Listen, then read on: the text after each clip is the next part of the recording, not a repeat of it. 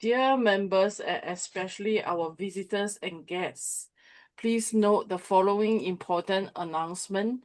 By attending the remote Zoom meeting event, which is also live streamed on YouTube, you agree to the public policy of Toastmasters International as well as the unassociated remote hosting service. Some of your personal information, such as name, image, and any shared messages, will be recorded. Your remote attendance hereby discharges Toastmasters International and Leadership Speak and or any of its members from all claims, demands, rights, promises, damages, and liabilities arising out of or in connection with the use or distribution of said video recordings, including but not limited to any claims for invasion of privacy, appropriation of likeness, or defamation.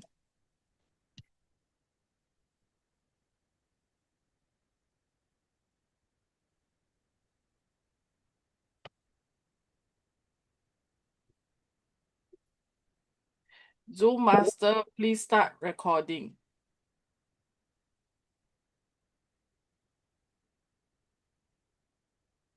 Welcome to Leadership Speak, an advanced Toastmasters club for leadership development. We are one of the top 5 clubs globally. I am Christina, your Sergeant at Arms. We provide a supportive and positive learning experience in which members are empowered to develop communication and leadership skills, resulting in greater self-confidence and personal growth. Leadership Speak is the premium club for experienced Toastmasters to become better self-directed leaders. We are an advanced club focused primarily on leadership development in everything we do. Our timer has a virtual hand raised so we all can immediately see who is keeping the time. Our TMOD will be who will lead our meeting is Toastmasters Hannah. Hannah, by profession, Hannah is leading with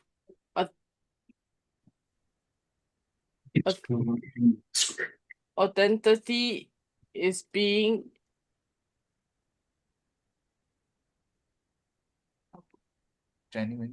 genuine and honest, and to serve with a purpose, to strive for excellence in all she does.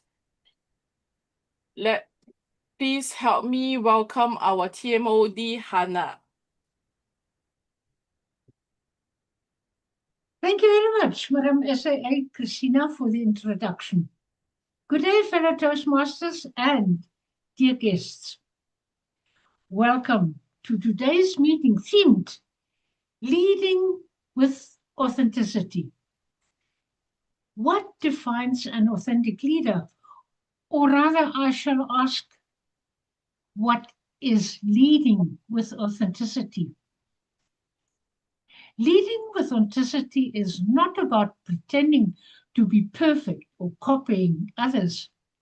Your actions, your communication, your decisions align with your core values. And that involves being genuine, honest, and true to oneself. It also means building trust through integrity, treating others with respect, serving with a purpose, and aiming for excellence, embodying the core values of a true Toastmaster. These leaders are genuine, truthful, and truth to their identity. In a world where we wear many masks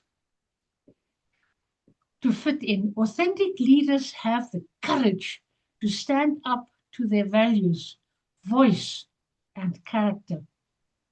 Team members feel respected and empowered to take that responsibility, ultimately boosting performance. May today's speeches and evaluations inspire us to lead with authenticity and sincerity. Because without authenticity, who are we truly aspiring to become? A quote from Brené Brown answers this question. Authenticity is the daily practice of letting go of who we think we are supposed to be and embracing who we are. This is why Leadership Speak is so well known. We are the premier club, as read before. I repeat it. Premier club for experienced Toastmasters to become self-directed leaders. Our esteemed guests, you can witness this metamorphosis of leadership in action. To be part of this exciting journey and witness how we lead with authenticity, please take a moment to complete the guest book, which will appear in the chat box. Thank you very much, our Zoom master, our PR master. Thank you. The executive team members, or some of them, will contact you afterwards. Thank you very much. Let us now begin this meeting by raising a toast, as it is with our tradition. And for that, I'll invite a member from Mexico. Helen, please raise the toast.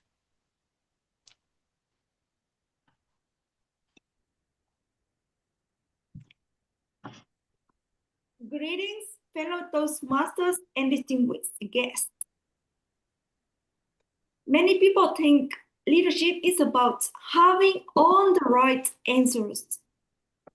But in my experience, leadership is often about having the courage to say what needs to be said, even when it's uncomfortable.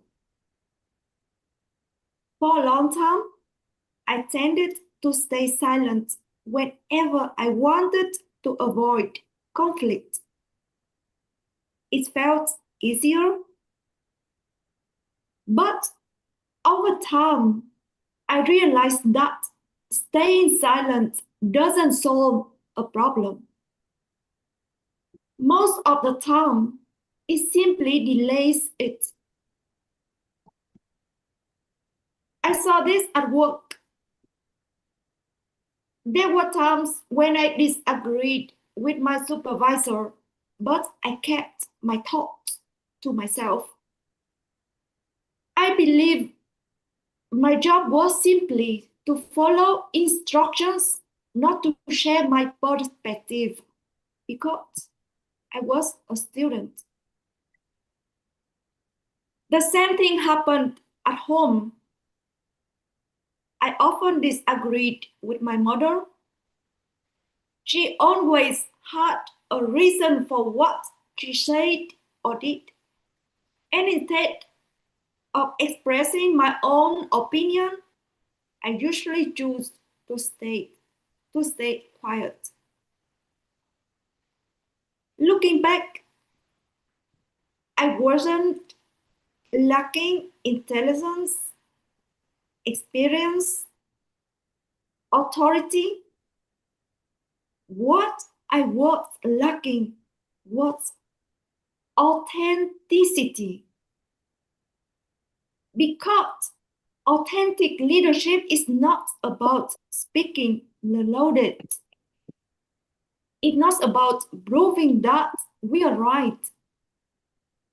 It's about speaking honestly, acting according to our values, and having the courage to be ourselves, especially when it's difficult. So as the meeting begins, I'd like to invite each of you to reflect on a simple question. Where in your life do you need a little more courage to be authentic?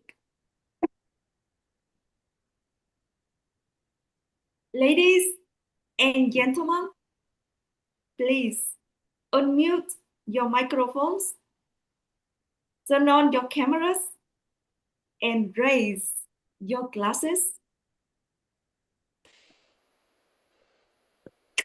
Here is to leadership with authenticity. Here is to Leadership Leadership with authenticity. Yes. Cheers. Cheers. cheers. Back to you, TMOD, Hannah. Helen, thank you very much. Definitely. And authentic leaders have all the correct answers for our members to be. Thank you. And now we jump to the other side of the world, to the Philippines. And Nellie Jane, our timer, she will explain her roles and show her lights. Over to you, Nellie. Nellie Jane. Thank you so much, TMOD, Hannah. And good day to you, my fellow Toastmasters, and to honorable guests. I am Nelly, your timer for today's meeting, and I will time each speaker according to agenda using virtual background colors, which is green, yellow, and red. After each segment, I will post the timing results once called upon on the chat. Thank you so much, and back to you, Team LD, Hannah. Thank you very much, Nellie Jane. Now we are really globe hopping because now we go to Africa and we introduce our grammarian with a word of the day. Over to you, Joyce. Thank you, Madam Toastmaster, and good day, Toastmasters and guests. I am elated to be your grammarian today. And as a grammarian, it is my responsibility to pay close attention to all speakers, listening carefully to their language usage. I'll take note of any improper language as well as any outstanding words, quotes, sayings, or thoughts. And as a grammarian, it is my duty to introduce the word of the day. And for today's meeting, the word of the day is congruent.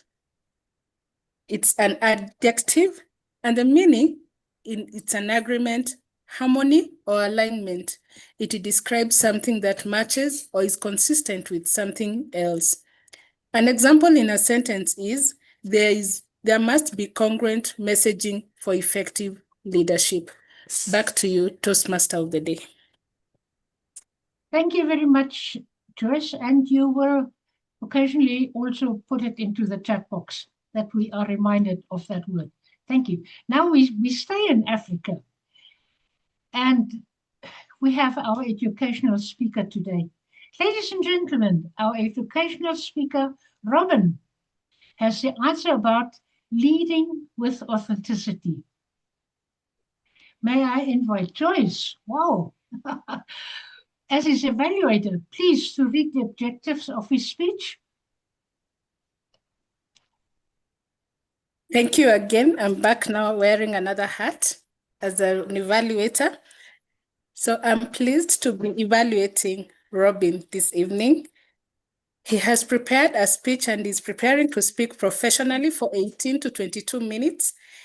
And his objective is to present a keynote in a style speech to exemplify a professional level speaker's to point of view or message in a style that supports the speech content. Back to you, Toastmaster of the day. Thank you very much, Joyce. Robin, he is from the bottom of South. He is from South Africa. the bottom of the Africa. He's a Toastmaster for over 25 years. And, well, as he said, he's supposedly to be a retired accountant. Although his wife calls him a grumpy old man, he prefers to see himself as a quiet troublemaker. That's why today's theme revolves around this idea. Please help me welcome Robin. Lead with authenticity. Lead with authenticity. Robin, over to you. Thank you very much, Hannah. And yes, leading with authenticity has been a challenge and a theme of my life for quite a long time. So let me take you back. Let me take you back nearly 50 years ago. That's when I first actually joined Toastmasters. And how it happened, I just qualified as an accountant. And as it so happened, there was in my country an accountants club, Toastmasters club. You had to be an accountant to be a member. And I was a brand new professional accountant, and I joined the club. Now, I discovered in my course of my experience and training as an accountant that this profession was hopelessly corrupt, almost as corrupt as the legal profession. Sorry, lawyers, I know some of you are here, some accountants too, but there we go. So when it came to my turn to give a speech, I think it was probably the third speech or so, I laid into their profession and I exposed, or thought I was exposing, all the corruption that was present in this profession. It's still corrupt, by the way, 50 years later, so nothing much has changed. Now, these people that I was talking to, many of them were to become leaders or were leaders in the profession. So this was not the best way I could sort of make a statement that would be heard. Not the way to win friends and influence people. But that was my nature. It still is to a large degree. My evaluator came back and he commented. He was very kind. He didn't whitewash. No. But he did tell me something that I've never forgotten. And that is, he said to me, your voice carries power. With your voice, you can build up or you can tear apart. Every message you give has the potential of doing just that. I had not demonstrated leading with authenticity. I was just plain rude. So there we go. Now today, this week, in fact, I was at a Toastmasters meeting, an in-person meeting, and one of the senior Toastmasters stood up and said at that meeting, you know, the things we talk about at Toastmasters are really irrelevant. They are not, nothing we say is controversial or actually will rock the boat or will bring about change, any meaningful change in society. And he cited a rule. He'd come to Toastmasters through the youth leadership program. And he cited the rule that he had drummed into him in youth leadership. And that is, we never talk about politics, we never talk about religion, and we definitely never talk about sex.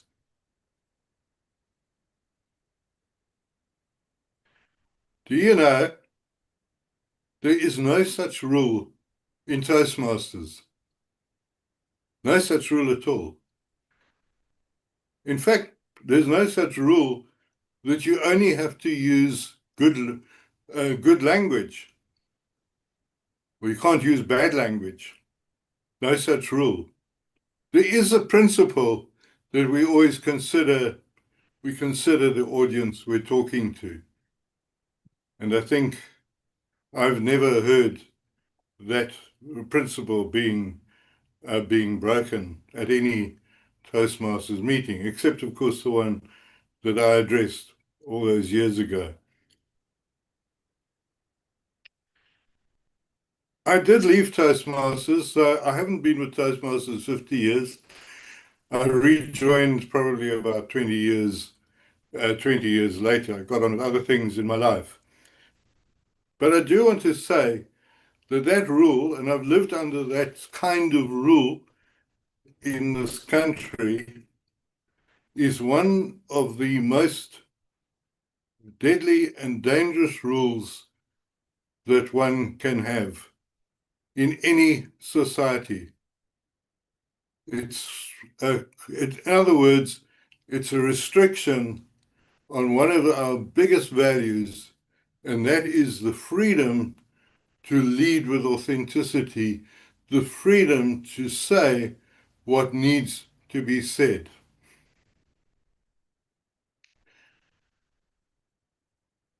That rule leads to a false sense of being congruent, retaining harmony, while at the same time enabling injustice, corruption, racism, and you can go on and on.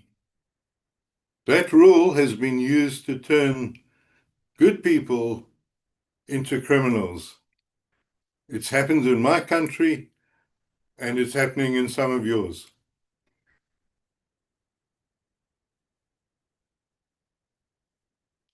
It's the rule that enabled Nazism, apartheid, hatred of the foreigners and the others. It is one of the most pernicious and damaging rules that has ever been set up. And that's what he was talking about, because when we have rules like that, and many other restrictive rules, then we actually stifle debate, we stifle thinking, and we shut down honest discussion. And then we definitely do not lead with authenticity.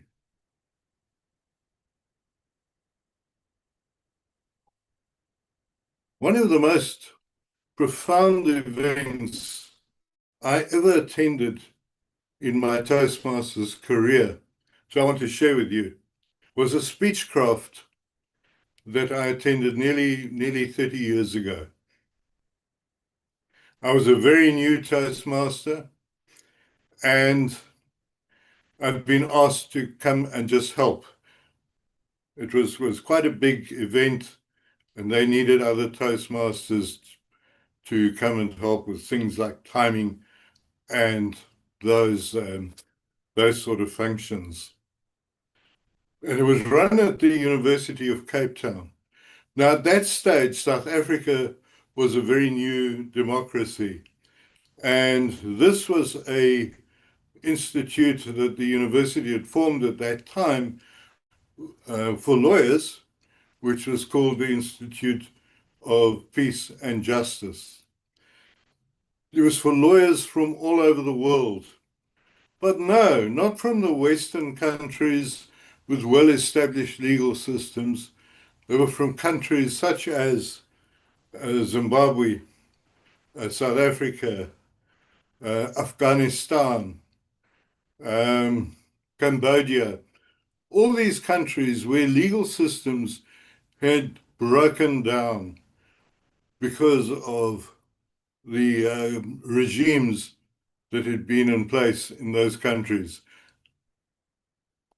at that time. I remember very distinctly that there was a woman, a lawyer, who was busy trying to build up the legal system in Afghanistan. Afghanistan. Yeah, Afghanistan.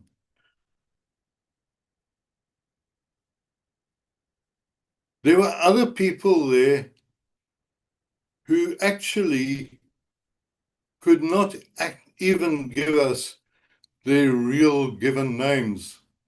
To do so would be a death sentence and be a great risk. These were people that I saw leading with authenticity, regardless of what they were facing. Even my own country, we were trying to rebuild the legal system from the ravages of apartheid. And that process carries on. Now, I wonder if you go back and think, what has happened to that woman from Afghanistan? Where is she today? What has happened to the legal system that they were trying to redevelop? What do we have to say about that? Surely we have something to say about it. It really is quite important. Could you have Toastmasters in Afghanistan? I don't know. And what on earth would it be like? But let's turn it down. I'm getting far too serious. And this is not a reality, I'm aware, that most of us face. But we do belong to organizations, and we do participate in societies in various ways, even with Toastmasters. So let's go down now to the world of just organizations, ordinary organizations like Toastmasters, like the businesses, like the boardrooms that many of us occupy. Talk about that.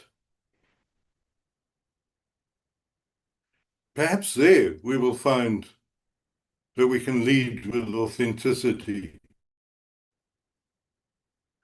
But here again, we are confronted with a series of rules, of jargon, corporate type of language, procedures, processes, which actually can stifle our ability to actually be to be authentic. The value of harmony, being congruent, actually seems to trump everything.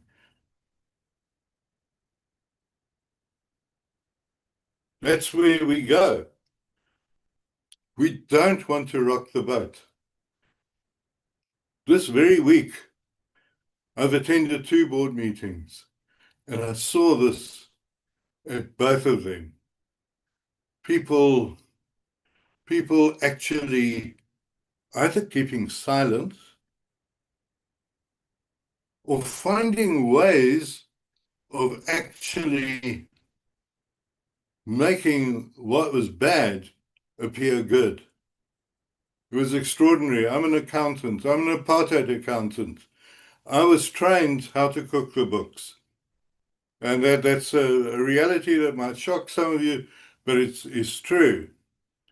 And I saw somebody this week who's not an accountant actually turn a massive loss into a profit. I couldn't believe it. I thought, gosh, I can't even do this. Not with all the experience and training I have. I cannot do it, at least not to that degree. And it was just through shifting language, using a strange sort of positive language, putting positive spin on what was actually very bad. You know, the kind of language we use is so powerful, and you can do amazing things with it. Finding congruity is actually a key value that we all seem to have. It's an institutional value. Don't rock the boat. Let's rather stay positive.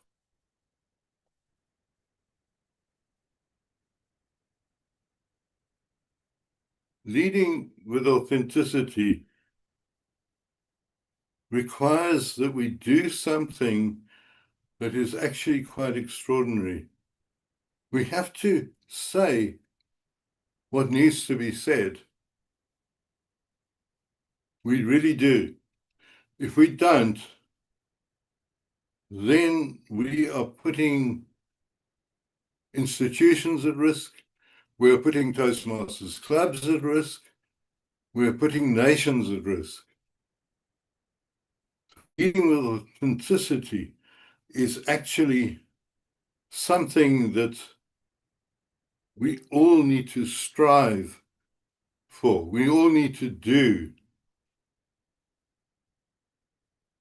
I've found that when I speak out at a meeting, so it's a board meeting or any meeting, that there are other people in the room that actually want to say the same thing, but they lack the courage to say it, and can only say something once it's been voiced by me or by somebody else. I want to get back to the issue of when you can speak out, because you can only speak out when you've earned the right to do so. 50 years ago, when I spoke out at that Toastmasters meeting for accountants, I had not earned the right to do that. I didn't begin to have the right to do that because I had no relationship with these people at all. It was not the right time. It was not appropriate. I needed to go through what they taught me, needed to go through a process of actually developing relationships, developing even alliances before one can actually just come in with what needs to be said. We also have to realize that, of course, other people have other points of view. So my point of view is not the one that is necessarily the one that will be accepted by everybody. And I understand that fully. Even though I'm always right, I know that. But other people also believe they're also right. And I think we have to accept that the other points of view are equally important. It's about building people up. Before doing anything, is building people up and then doing what one has to do to say what needs to be said. I was at a board meeting this week when one of the senior people, actually another accountant, started discussing with me, and actually I could see was working from a very uninformed position. So what I did is I stopped the discussion then and there and said, listen, we're going to take this offline.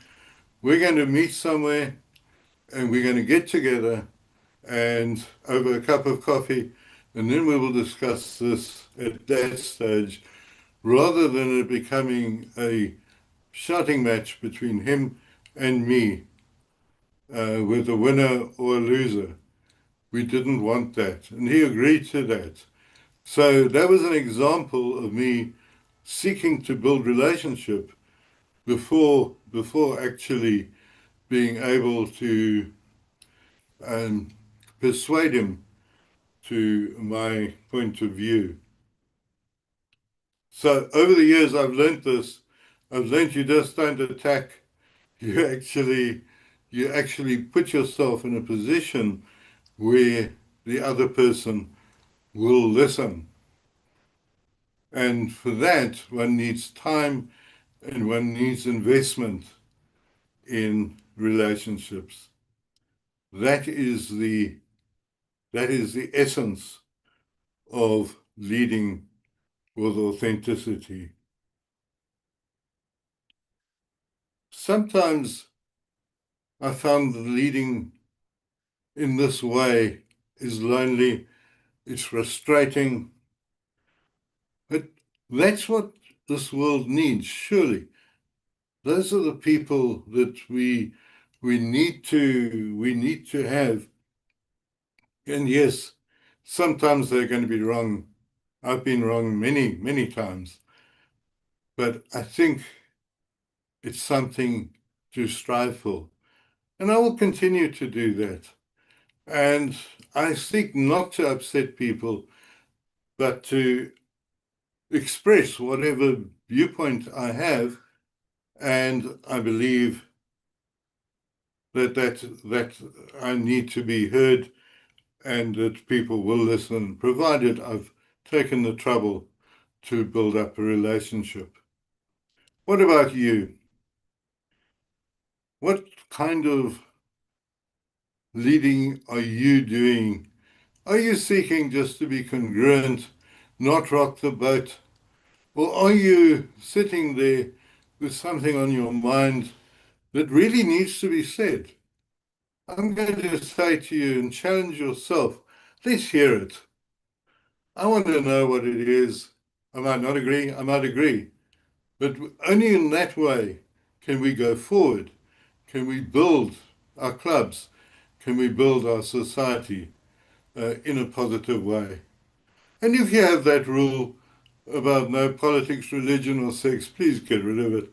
It's not a desirable rule, and it's a very destructive rule. So back to you, Toastmaster of the Day.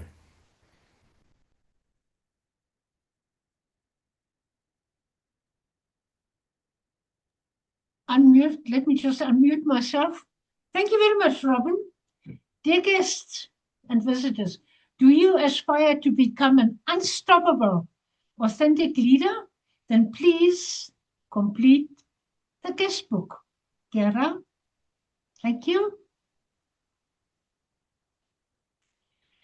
We now introduce 4 more inspiring speakers, each bringing a distinct perspective from their fields, ready to inform, engage, and provide us with insights to reflect and to apply beyond this meeting.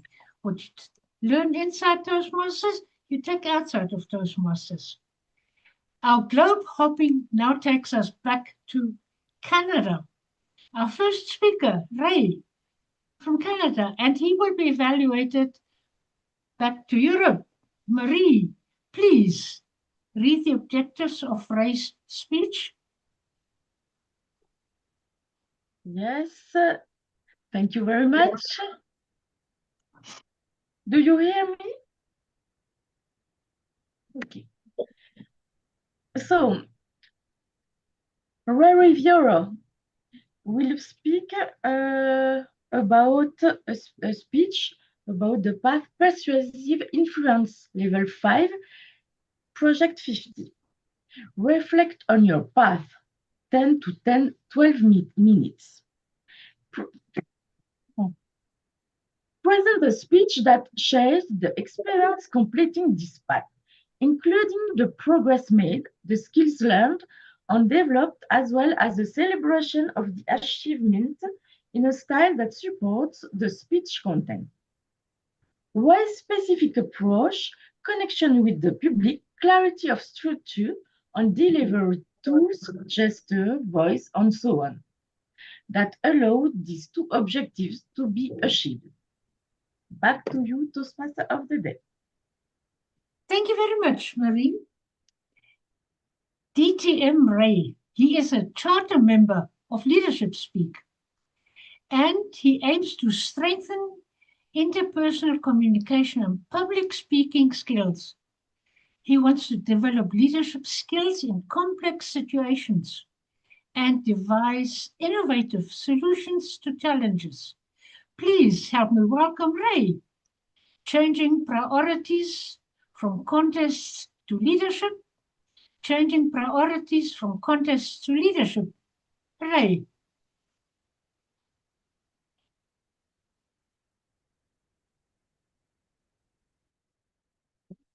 Persuasive influence to chase a goal. But then, along the way,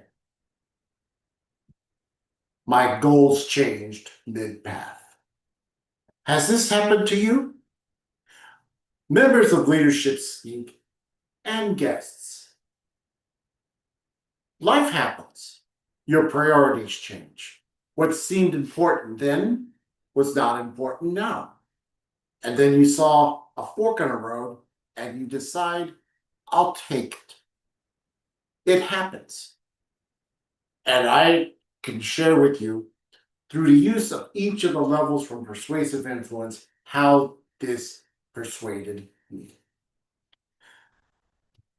Whenever I work on a contest speech, well, come to think of it, any speech, it's always important to figure out how I'm going to structure this speech so that I can connect with you.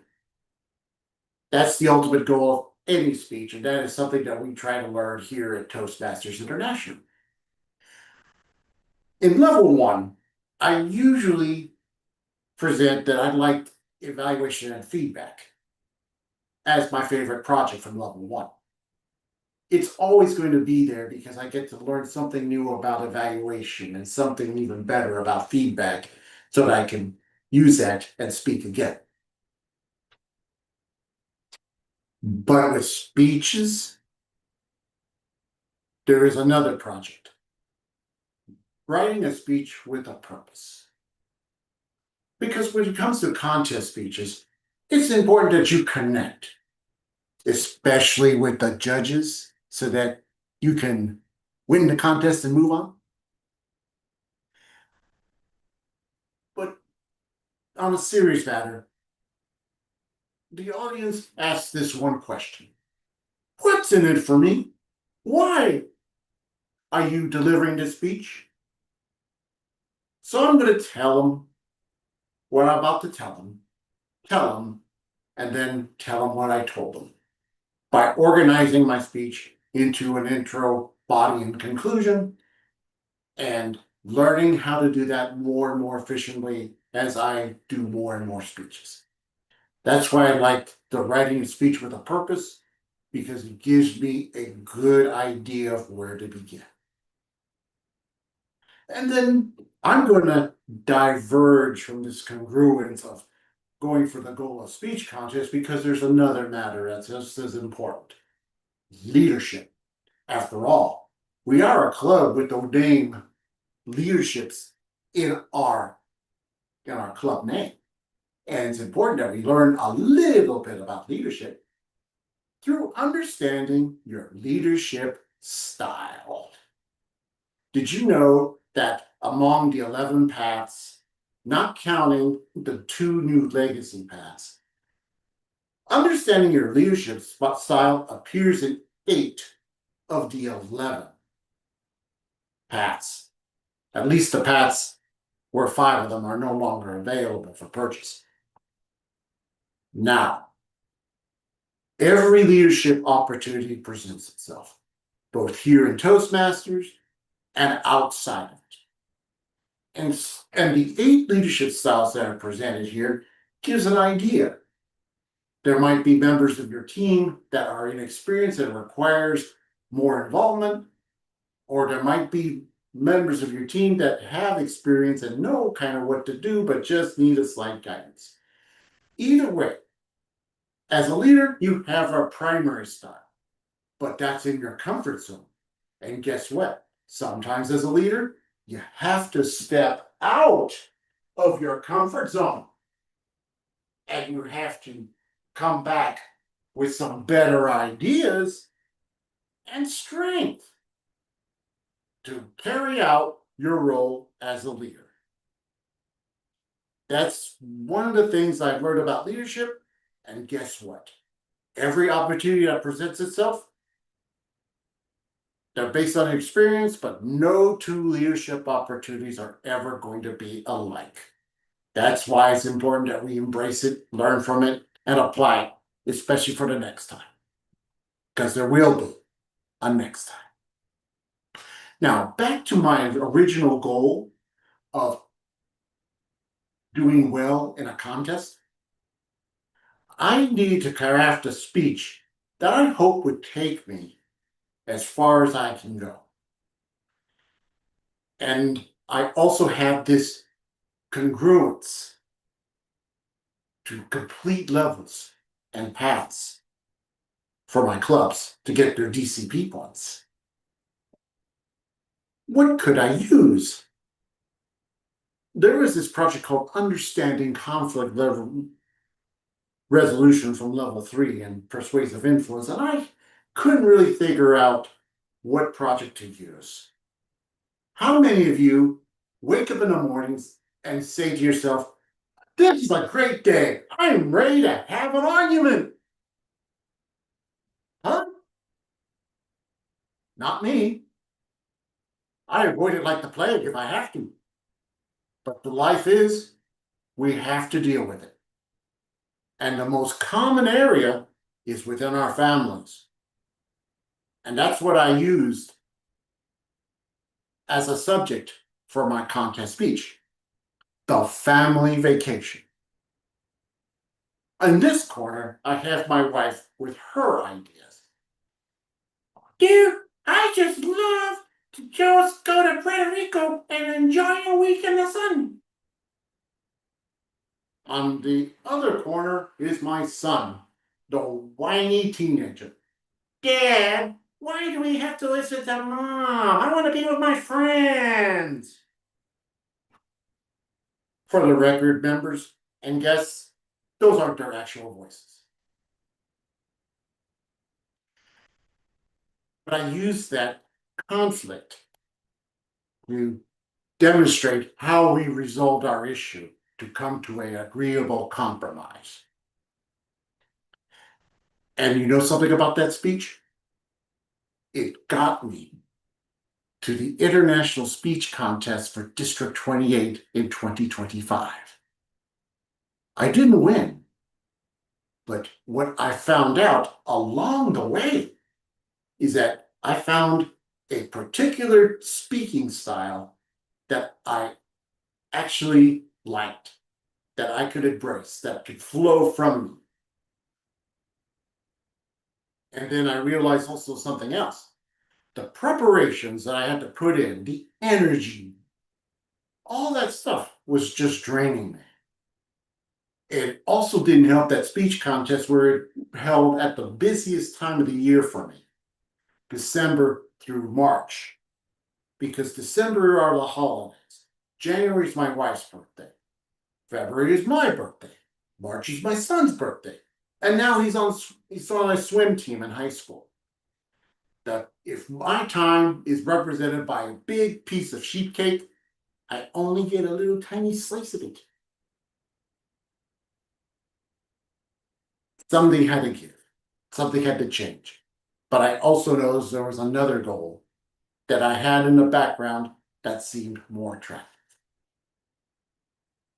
I wanted to see if I could complete all of my remaining open paths. I had 3.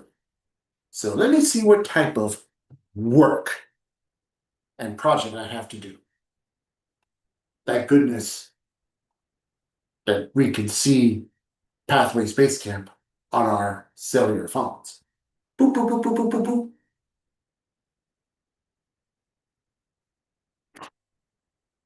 Who put this in here? Don't know. I've got 12 projects to do. 2 from level 4 for level 5 in 3 paths, and then I had 3 more to reflect on my path. Oh. And then October 2025, it got even better. There must have been somebody at the board of directors at Toastmasters International that said, we heard that Rivero is trying to complete all of these levels and paths and for his clubs. Let's make it complicated. Let's add some rules. Let's bring back the education series. So that's 8 more speeches because one of them is a legacy pathways path. I don't have to do either one of those. So those of you who have to struggle through those paths by doing all those roles and education speeches, I'm sorry. My fault. I'll take the blame. But I did find a project in Persuasive Influence that actually was pretty good. So I was scheduled to present a project. Okay, this is going to be pretty easy. All right, 5 to 7 minutes speech, right. And then give it to the evaluator. Evaluator gives me criteria. Advice. Ah, good. Check it off. Bing. Oh, wait a minute. Read the project, Ray. That's very important because under the objectives for leading in difficult situation in size 1 font, I need to have 3 Toastmasters analyze my plan. Whoops. Long story short, I got the 3 Toastmasters to help me out. Thank you for helping me. I'm sorry, my fault. I'll take the blame, but this turned out to be a good project because whenever we present a proposal, a project, we don't know all the answers. We're at the beginning of the big long race. And there's going to be something along the way that we need to change it. So having additional perspective, this project is set up as with a 5 to 7 minute speech and basically 3 table topics sliced together. It's a great project if you have a proposal and you needed some help and some ideas on how to deal with it. Now, level 5.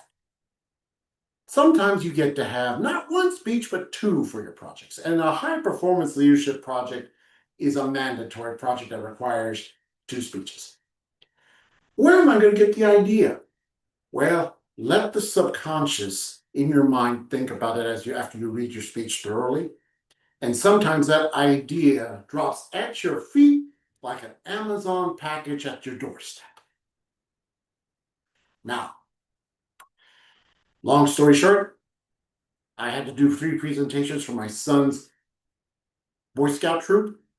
And so what did I do? I took a project that was supposed to take 6 months and stretched it to 13, make sure it fits well, because I had 3 presentations. First 2 were okay, developing skills, being aware of safety training videos, and there was something about this website where they record their progress in their education.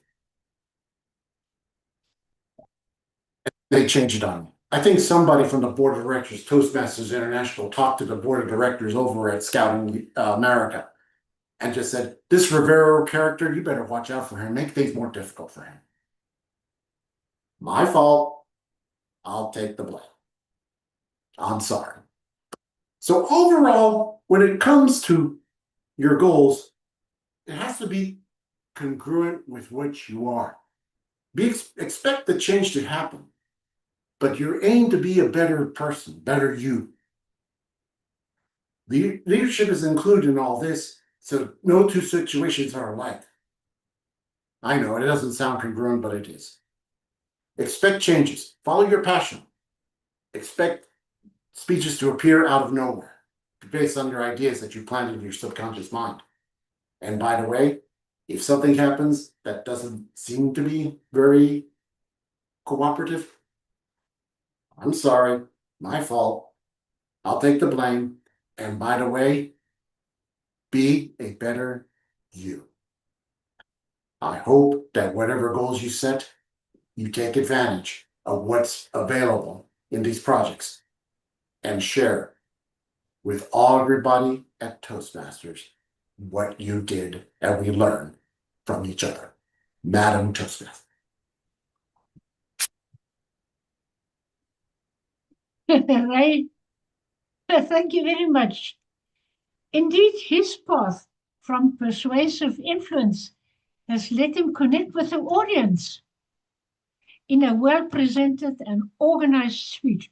Ray, that character. Don't be sorry. At Leadership Speak, we are all your friends. And to be all our friends or our visitors, be our friends and sign the guest book, please. That would be super. Thank you. Our second speaker, we stay in the Americas. Our second speaker is Ghada, but we hop over to India to find her evaluator. Kanav, please read the objectives of Ghada's speech. Thank you, Toastmaster Hannah. Toastmaster Ghada will be giving level 5, project 4 of motivational strategies, which is about lesson learned. She will be telling about lesson learned during any of her leadership project or after completion of it. So we will be learning what she learned during her project. So that's it. I will be evaluating based on that. And she specifically asked me to look on the structure of the speech and the idea flow. So I'll be telling that as well. That's it. I will be coming back whenever the general evaluator calls me back to the Toastmaster Hannah. Thank you very much, Kanav. Ghada tells me that leading with authenticity requires honest self-awareness of who we are and what our intentions are, and then acting in alignment with them. Please help me welcome Ghada, the student chair. The student chair, Ghada, over to you. Thank you, Hannah. For years, imagine I kept finding myself in the same place. Yes, with different situations, different people, and also different circumstances, but the same confusion and the same dead end. I was not unlucky, I was simply not learning. Every time something hurt me, I sat in the same chair, asked the same questions, and arrived at the same conclusion. I was spinning, yes, returning to the same struggle and wounds, repeating the same pattern, wondering why nothing ever changed. I was so busy feeling what happened that I never stopped to understand it. And so life kept me and sent me the same lesson, dressed in different faces, until I was finally ready to sit down and learn it. That's what I want to talk to you about today. Not the pain itself, but the chair you sit in when it arrives. I admit that I lost confidence in who I am because of painful struggles and memories I would not release. I was, yes, the kind of person who might felt unworthy when a close friend avoided listening to me, or might diminished when a family member left the room while I needed him. I wasn't looking to learn anything. I was looking to be understood. Every time I replayed those moments, I was sitting in the same chair, asking the same questions, arriving at the same place. That chair had a name, you all know it, the victim's chair. And it was the most expensive seat I ever occupied because the price was years of my life. This victim's chair faces backward. It blames everything and everyone. It always asks, why is this happening to me, with other questions that feel honest because they come from the wound. But every answer produces another question that had more blame, more pain, more struggle, more loops. The mind stays busy, but it goes nowhere. While the learner chair faces forward, the questions are different. Here, we think about what was actually happening in that moment. What does this reveal about me?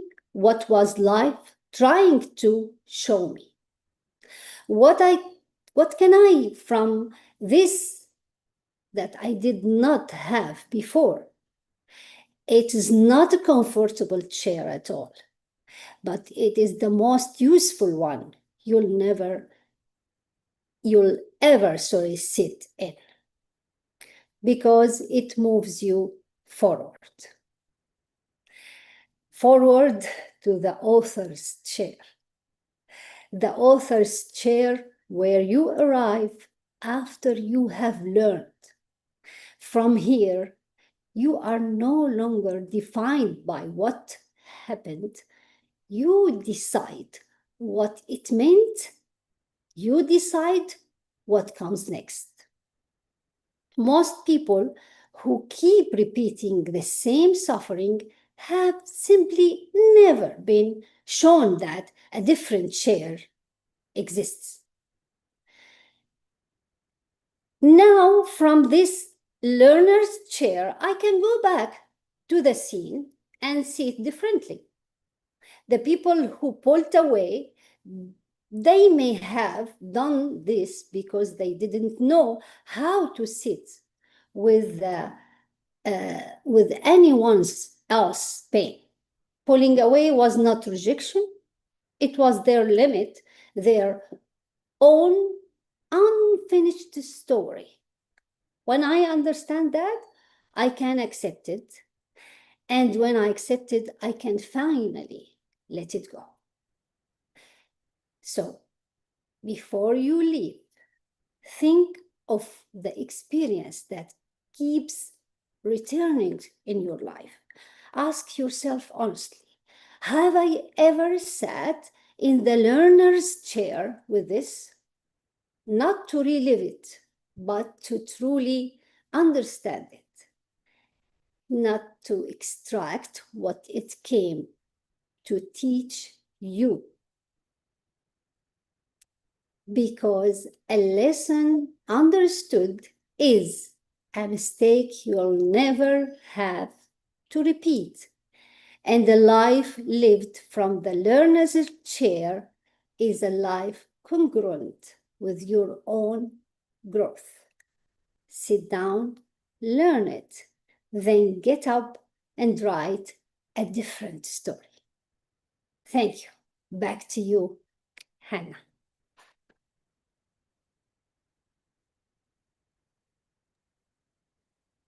Ghada, thank you very much. And dear kids, do you want to be in that most expensive student's chair? Then Leadership Speak is the place, and therefore, what an experience you will have.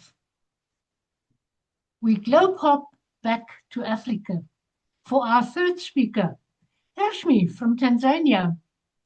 And Rozy will read her objectives. Over to you, Rozy. Please read Rashmi's objectives. Thank you very much, Madam Toastmaster. Rashmi is delivering her project 4 of level 1, whose objectives are quite fundamental for any communication, which is to deliver a speech, receive feedback, and learn to apply that feedback. Rashmi has asked me to look out for whether her message lands and whether her structure is aligned and works well.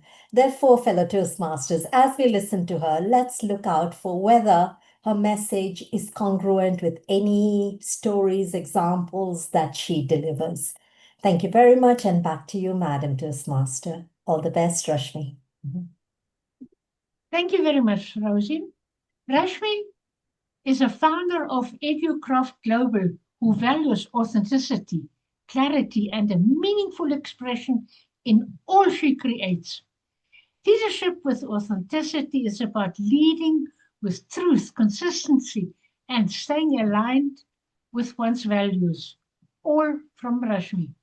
Ladies and gentlemen, please help me welcome Rashmi. The power of yes. The power of yes, Rashmi. Over to you. Thank you, Madam Toastmaster. As a child, I often wondered that the leader who is speaking in front of me speaks so flawlessly. Will I ever be able to speak like them? Will I ever to be clear, concise, and connect with everyone in the room? And in my mind, I thought, how can that be? I'm so shy. I'm an introvert. But that remains a story. And as the years roll by, today, back then, I realized I moved on as a professional from auditor to accountant to chief accountant, from moving from countries from India to Oman, and eventually now in Tanzania. And it remains at every presentation and every aspect where I work. When it came to me and questions were raised, fear always grappled me. And I thought, when is it the next time I will be able to speak on the stage? And that's when, one of the evenings when we were sitting with our friends, our friend mentioned about Toastmasters. And I was not sure if I heard that correctly. So I repeated, did you say Toastmasters? And I asked again, Toastmasters? And they said, yes, Toastmasters. And the next day, the next meeting, I was there at the Toastmasters meeting. And I was amazed at how well they spoke. They conveyed the message with clarity. And immediately, as soon as the vice president membership came to me and asked, would you like to become Toastmaster? I said, yes. I took and immediately accepted. That was what one yes did to me. And I will come to that now. From then on, it was one role, one meeting, one speech at a time. And slowly, slowly, what did that create? What did that give me? It gave me confidence to speak in front of audience. It made me a better listener. It made me develop my leadership skills. And it inspired others who were engaging with me. I could connect with them. I impacted by bringing dare elevate shine. And slowly, I realized what that power of yes did to me. And that's when I went ahead. And when my immediate past president, Dr. Atul Shankar, asked me, why don't you join Leadership Speak? It will give you a great opportunity.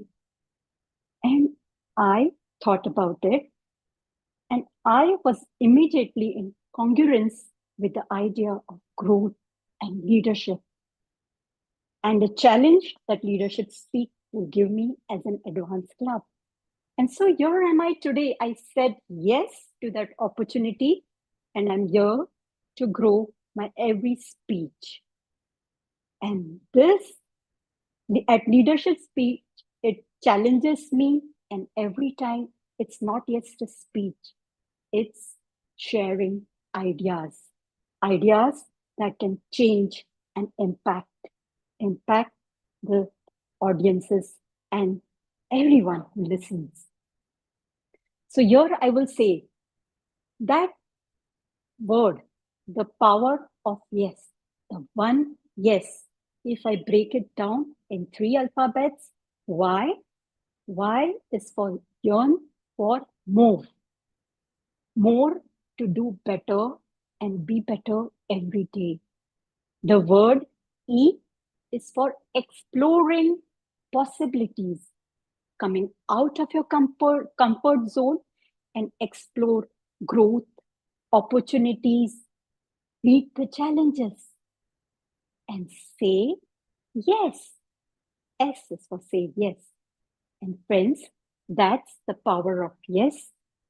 Yes has created in me the skills. If it has done for me, I will explore you all and leave with this question. What you all have one thing that is waiting and sitting on your door and knocking, and for which yes needs one simple yes from you.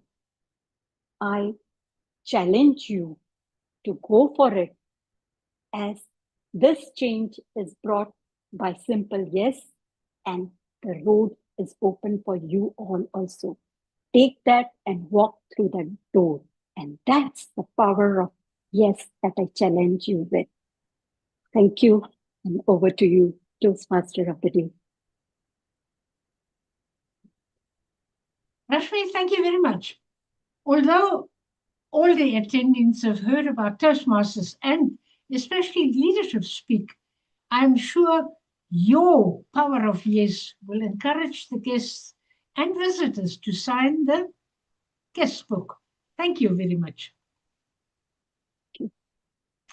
We stay in Africa, and our fourth speaker is Wahiga. Yet we jump to Mexico to get the evaluation from Helen. Would you kindly read the objectives of Wahiga's speech? Hello, Hannah. Our speaker, Wahiga, will deliver a speech from the Better Speaker series. Organize your speech, and the speech will be 10 to 15 minutes long. And Wahiga has requested that I focus on my evaluation on the following areas: presentation style, clarity, and personalization of content. Back to you, TMOD. Thank you very much, Helen. Wahiga is from Kenya, and she's a leadership coach and trainer, and has been a Toastmaster for 10 years. Please help me welcome Wahiga, the spine. The spine, Wahiga. Over to you. A moment to share my screen.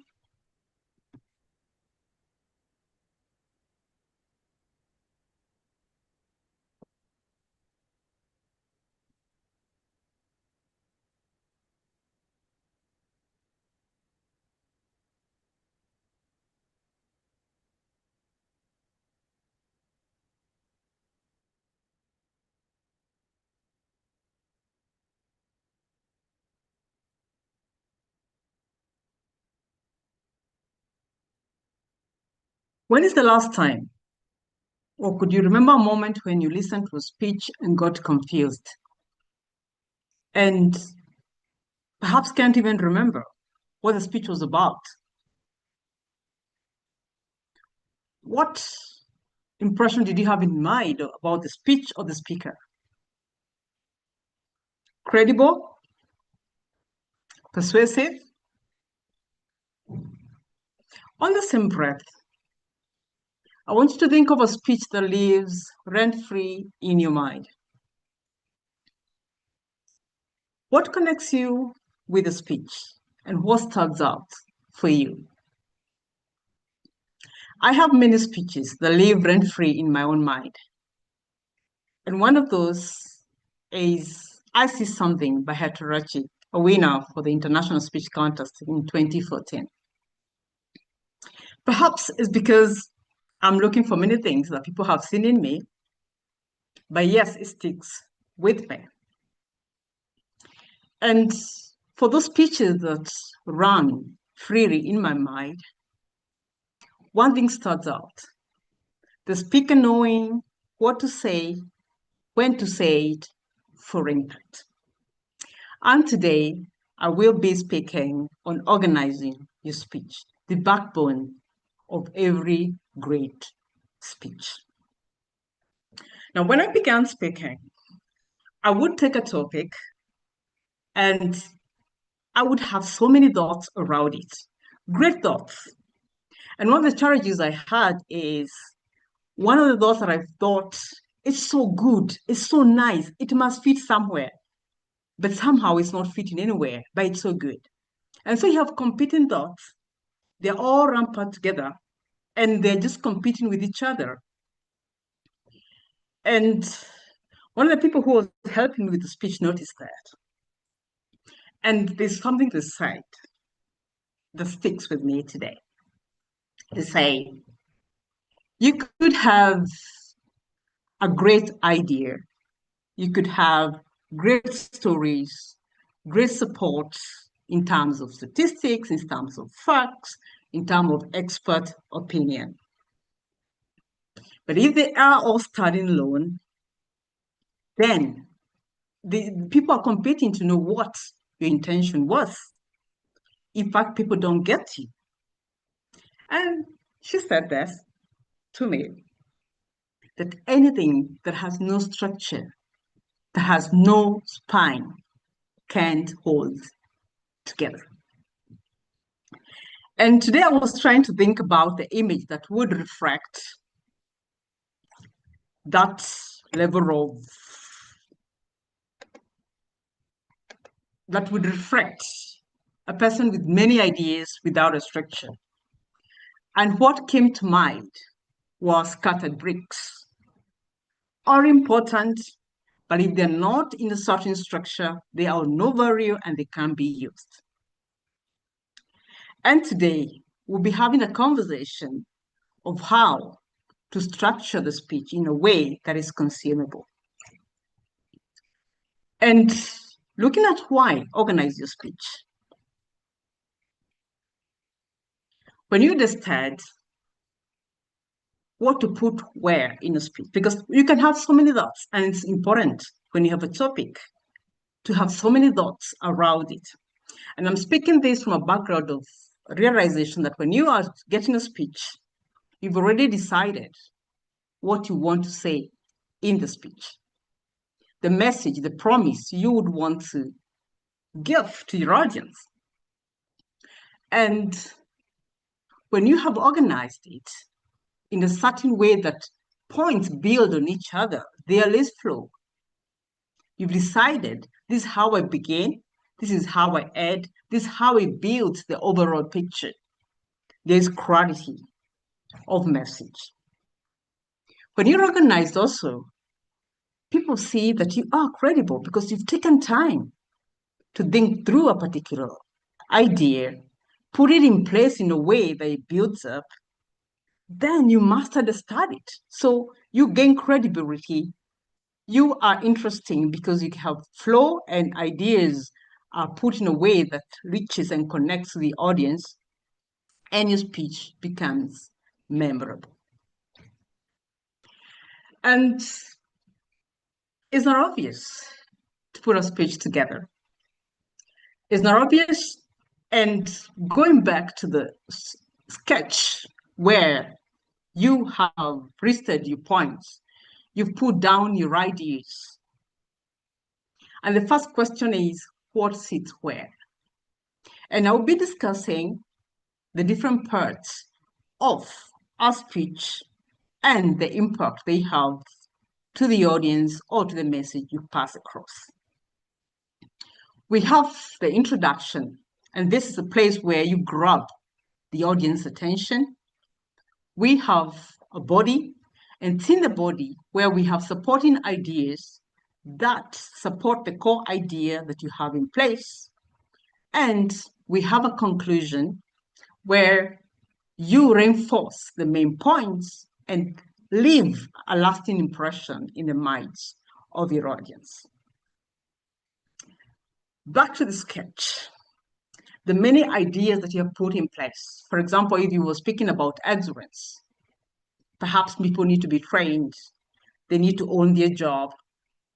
And the question is, all those ideas, what sits where for impact? Because they can't alternate. What sits in the introduction may not be able to fit in the body or fit in the conclusion. And so why we are having this conversation is so for that sketch that you have is to guide how you order what sits where for impact. And we move to the introduction. The hook. You see, when you start up as a speaker, there's so many people and so many things competing for the attention you have with the audience you have. And the question is, what makes you stand out? What makes them listen to you, as opposed to many other things they need to be doing? And one way is to grab their attention. And if I could just talk about Hitirachi's speech, and that's an assumption that we have all listened to it. He starts by pulling out a rose from the side of his pocket and smells the rose. That is called a prop. It immediately catches your attention and creates curiosity. What is it that he wants to say? It was a red rose, and definitely perhaps the first image that comes to your mind, that it came through my mind then was, it's something about romance, for example. It's something about a friend. Though it turned out totally different. So the question is, how creative can you be with your hook to create a curiosity that allows your audience to lean in instead of check out? So there are many other ways you can hook your audience. You can use a comparing story. You can use a rhetorical question where you ask a question that creates, thoughts that people want answered. And you lay in a way some seeds of what you want to say, what you will answer by giving your speech to the audience. You can give stuttering statistics or a powerful quote. I have many speeches that I said, and there was another speech by Katani Mohammed. I think he was the winner of 2015. And when he was starting his speech, he said that diabetes kills people 3 more times than smoking. He had started with a prop with a smoke in his mouth. And of course, I questioned that because I never thought that is true. Of course, later on, he said he has just made up the statistics. But what do I want to say? He grabs people's attention. Stuttering statistics also grab people's attention. So the question is, what is the nature of your speech? Because the nature of your speech determines what you use as a hook. In the introduction also, there is the aspect of what is in it for me. Because you could have a powerful, powerful story or speech. If you came to me, if I was in an audience, people are talking about rugby, for example, I would definitely not be listening. One, I have no interest. I have never had interest with the game. Perhaps if one of my children or somebody that get close to me started talking about rugby, maybe I would be interested, but for now, I am not. So the first thing that is so important in your introduction is, how relevant is your speech to your audience, because that's what pulls them closer to listening to you. Credibility is something else that is so important, because if I sat here and told you I'm talking about organizing a speech, and I had it from a friend when they were discussing it in the office, immediately I would just cut off your interest. I mean, you don't know anything. This is hearsay. It may not be true. I am not credible enough to take your time to speak about that topic. And so in the conversation, what is important is, how have you experienced what you're talking about? Are you a professor in it? Have you experienced it? How do you relate with the content? Because that, especially when you're giving facts, like telling people that diabetes kills more people than smoking. If you then go ahead and call yourself Dr. X or Y, then people want to lean in. But if they find out that I have been working as a cleaner in the hospital, then they would quickly want to dismiss me. And what is core in the introduction is the promise, the overarching idea. That is what people sit in to understand. What is it that I will get if I listen to this particular speech? So that's what sits in the introduction. And when one of it is lacking, in a way, the speech starts sagging. In a way, people start getting disconnected. People get confused. People are not sure what direction are we moving to. And we move into the body. And in the body, that's where we have the supporting ideas to the promise, to the overarching idea. And one thing about the body is, you can have 2 to 5 ideas that support the main points. But one thing that is a caution is, it should be a dumping site of information, because you want to make it memorable. And there's an unwritten rule of 3. So as much as possible, try to keep it to 3 main points. And also, it's not a place to just dump points. They need to be connected to the premise. They need to show how what you said is true or false, or what you want us to do. And so when you have a main point in the body, it needs to be clarified, it needs to be emphasized, and it's proof. And again here, what matters most is the type of speech you're giving. If it is informational speech, then things around facts, expert opinion count, statistics count to support your idea. But if you're having a persuasive speech, for example, then you need to read more on stories, on experience, because then that way you connect with people in a way that they would feel the change, if you want them to change. One more thing that is important in the core of the speech in the body is the transitions. How you're moving from one point to another. Because again, I want you to imagine going for a meal where there's a starter, there's a main meal, and there's a dessert, and you just have one plate. You go put the starter in it, you go put the main meal in it, and the dessert. I'm not sure you'll be able to even eat what is on the plate. And one way of ensuring that people understand where you're at is transitions. Moving from one point to the other, moving from one session of the speech to another, allows people to walk with you, to flow with you, and enhances understanding and the build-up to what you want them to do. So part of consideration is the transition from one level of a speech to the other. Moving on to the third part of a speech is the conclusion, where you finished up with a speech. And a disclaimer of this point is, this is not the place to say what you forgot to say at the beginning. This is not where to introduce the joke because it was so nice and you forgot about it, or you forgot a point in the body and would have supported the premise so well, and then you'd want to put it here, then you would distort again the structure it would dilute your message, and definitely it would steal your credibility. In the conclusion, this is where you are summing up what you just said. And part of it is signaling we're just about to close. That way, you prepare the mind to settle what they have learned. And this is where you restate what you've already said. Somebody mentioned here, I think it's Rivero, that part of a speech is tell them what you tell them, then tell them what you've told them. So the introduction is tell them what you tell them. The body is tell them. This is the conclusion. Tell them what you've told them.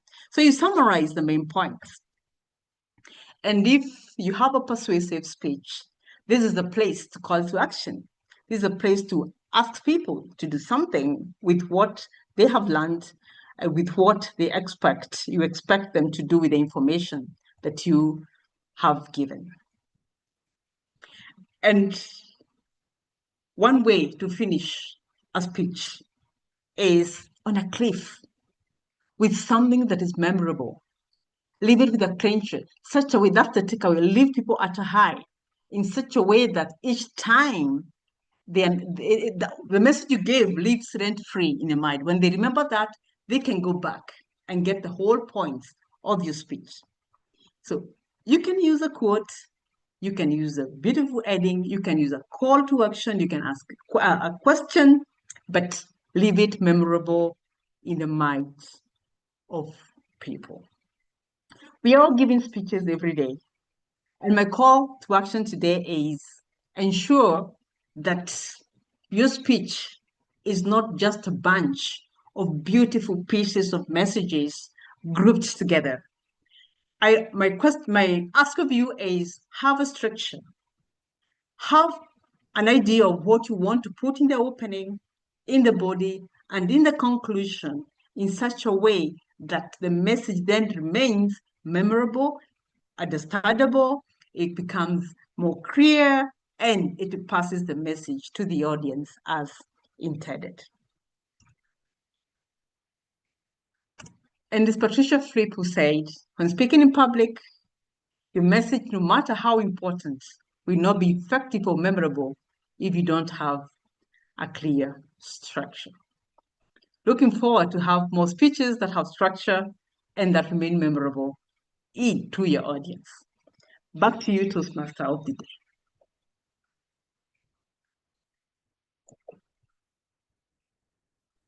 Wahiga, wow, you really presented a memorable speech with a hook. Thank you. Dear guests, we have been privileged to hear from 5 remarkable and seasoned speakers who each delivered an inspiring speech covering a range of topics from changing your priorities to emphasizing that with a spine and being in the student chair, we will harness the power of yes to become congruent and lead with authenticity. Thank you very much. Each speaker brought fresh ideas and powerful insights from their own fields. Are you now ready? Inspired, challenged, and energized? Let Leadership Speak be your platform for leading with authenticity. And guess what? I invite you again to sign the guest book. Thank you very much. And while we are doing that, Madam Timer, would you kindly please put the times into the chat box? And the Zoom Master, please launch the poll for the best effort speaker. Thank you very much.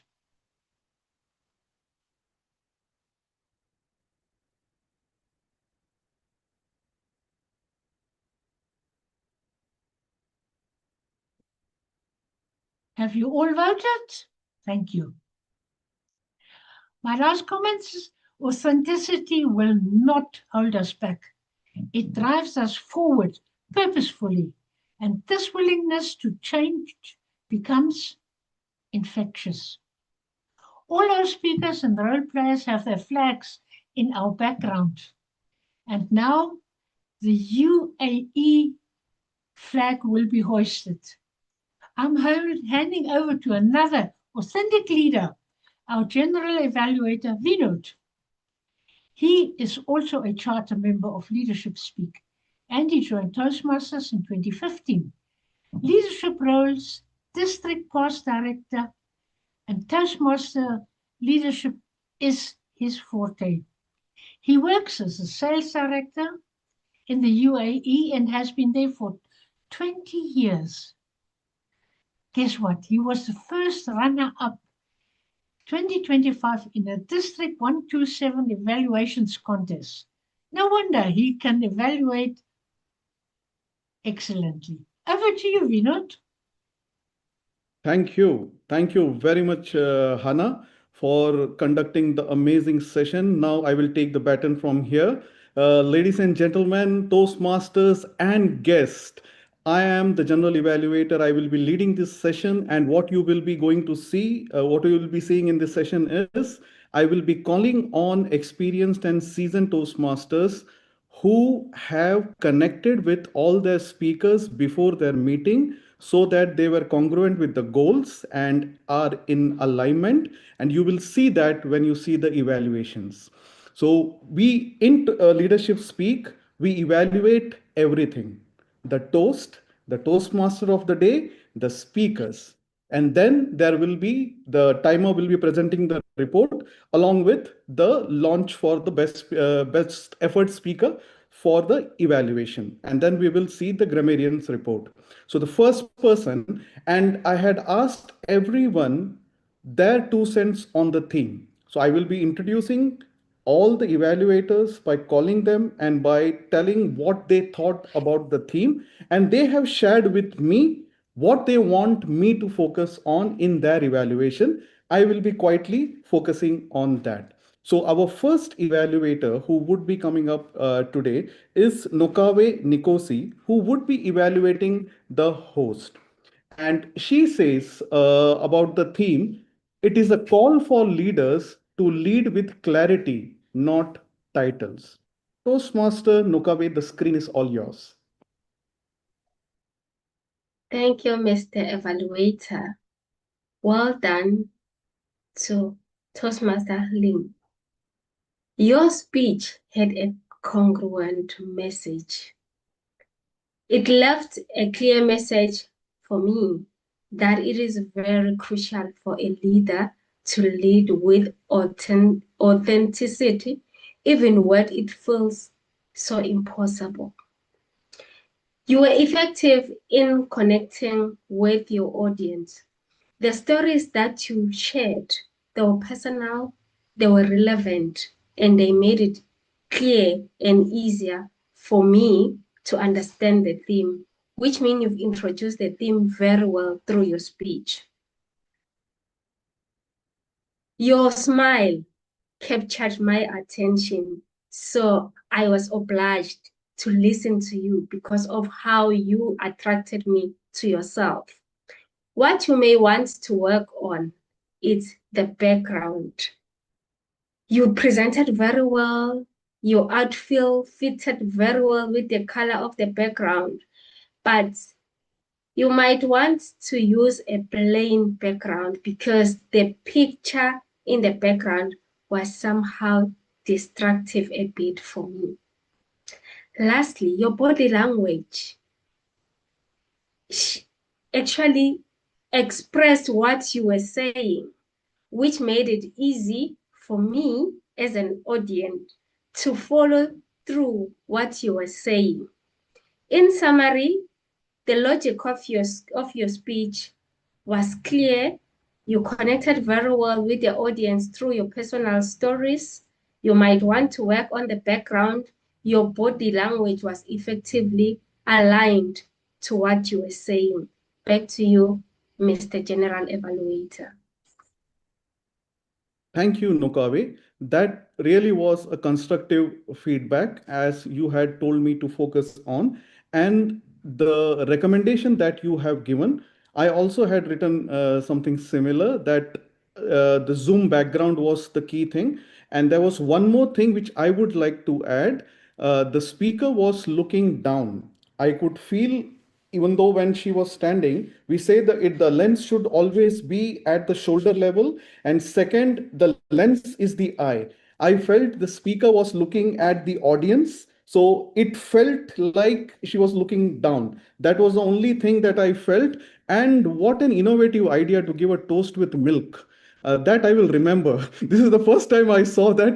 That was a very innovative idea. Thank you, Talin. Thanks, Nocawe. Now, our second evaluator, who would be evaluating our captain of the ship for today, the Toastmaster of the day, is Nelly Iodo.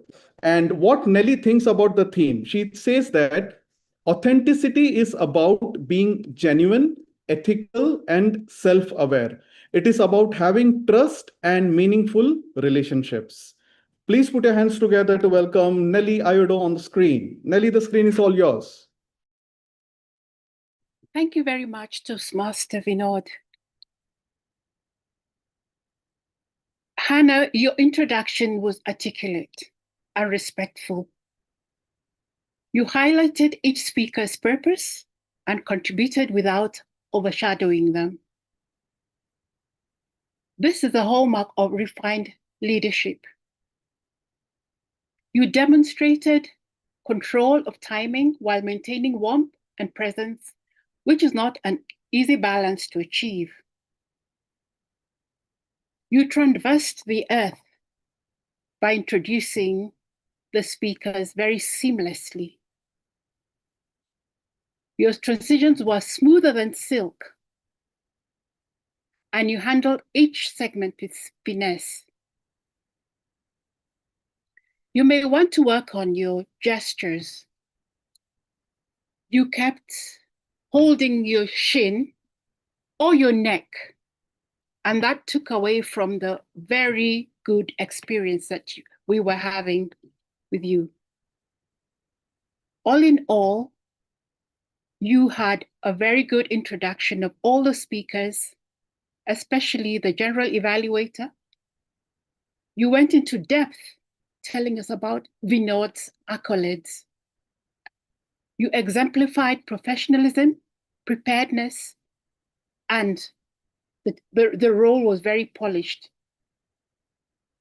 You did not simply manage the meeting, you elated it. Thank you for your exemplary leadership this evening. Back to you, Toastmaster Vinod. Thank you very much, Nelly. That was very quick and to the point. Hannah elated the meeting. I completely agree with you. And I will share my 2 cents of what you had told me. You had told me to look at your eye contact, delivery, and connection. And now I understand why you said that, because I feel that your camera is somewhere here. And when you speak like this, it is difficult to connect, and it feels like you're reading from somewhere where you may not be doing that. So basically, a good thumb rule is 1 hand distance from the camera. So if you keep a hand distance and then adjust your screen, it becomes much better and it feels like we are sitting in a chair. But as you are self-aware of what you are doing, I really appreciate. For the next time, make sure that you use 1 hand distance and give your recommendation. That would be very impactful because you have a good eye and observation skill. Thank you, Nelly, for that. Now, we will go to our education speaker. And our education speaker would be evaluated by Toastmaster Joyce. Her reflection on the theme is, she says, I believe authentic leaders earn trust through vulnerability and reliability as opposed to positional power. Please put your hands together to welcome Toastmaster Joyce. The screen is all yours. Thank you, Mr. G.E. And this evening, I'm elated to be evaluating Robin. So Robin asked me to check on his tone of variation as well as the sense of humor. Robin, you started with a personal story, a story that connected with most of us in the room, if not all. I'm an accountant by profession, so that connected with me very, very well. You also went ahead and reminded us throughout your speech about authenticity. That is a speech, or rather the topic of today's meeting. You also told us about morals and how you were not very happy when you saw accountants in wrong direction. And in conclusion, you posed a question, which was a point of reflection for each one of us. And I'll just highlight something that caught my eye, that you affirmed us to get through to a person. We don't need to be where we are. We just need to get connected with that other person. So what did you excel this evening? Your speech had a tone of variation. Throughout the speech, you had places where you went high and others you went low. I didn't feel any monotone. So that's something that you excelled very well. The second thing is that your speech was personalized. It connected with us. With the professions that we have at Leadership Speak, we felt that we connected, and you kept on reminding us about leadership with authenticity. So what you may need to work on tonight is about eye contact. I felt like you're reading from somewhere. And at some point, we also saw you flipping on some papers. That's all right. But what I would recommend is that you may want to put your notes in front of you so that we can connect. Being a Zoom meeting, we would want to connect with your eyes. Secondly, is your Zoom presence. You seemed like you're in one place.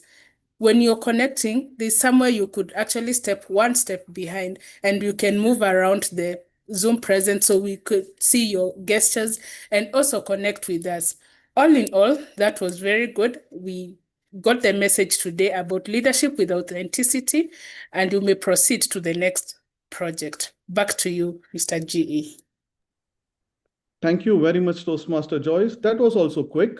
And to the point, you mentioned eye contact and Zoom presence and which are both actionable and relevant suggestions. And you also summarized. What I would like to see in your next evaluation is straightly get to the point. What is it that you like? Because I felt in the beginning you spent some time that the speaker aligned with the theme and reflection, and then you went, the tone was very good and all this thing. So what was good, I would like to hear immediately in 45 seconds, and then explanation about in which part of the speech that was good. So whenever we make the point and explain it a little bit, that this part was good, and smile. Just smile, that's fine. Like what you say. No, Robin, we know he may be like that, but please don't like what you say, do the evaluation same like him. And I loved the speech. My 2 cents on Robin's speech. I am 100% with you, Robin, on whatever you said. I completely agree. And with institutions, it is very difficult, especially even Toastmasters is a 100-year-old organization, but it's in a neonatal stage of rocking the boat conversation. We need a path called as difficult conversation so that the club leaders will start to do that. Thank you very much today for bringing that to the notice. Thank you very much for that.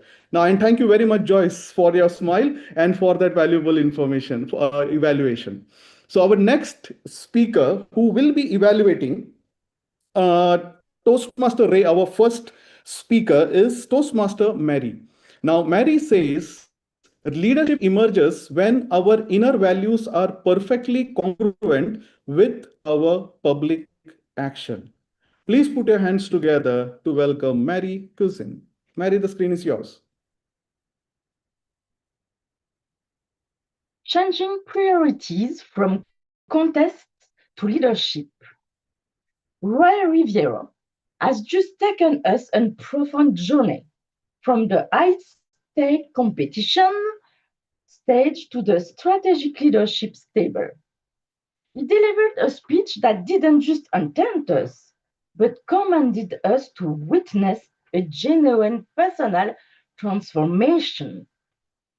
To honor this masterclass, I will evaluate Ray's speech through 3 specific lenses: how deeply he connected with the audience, how effectively his organization guided our journeys, and how masterfully his tools of the trade served his core message. Audience connection. Right. Your greatest strength today was your ability to erase the distance between your personal story and our collective experience. When you mentioned the family vacations, I physically felt the room lean in. That specific nostalgic detail transformed a personal anecdote into a universal truth. Furthermore, you brilliantly leverage the negotiation as a meta commentary to frame this very contest speech. My piece of advice for you: you stay looked inside your own inner world. To elevate this from great to unforgettable, try added a single deliberate question to the audience, such as have you ever felt that exactly shift? The audience wants to celebrate with you, right? Not just spectate.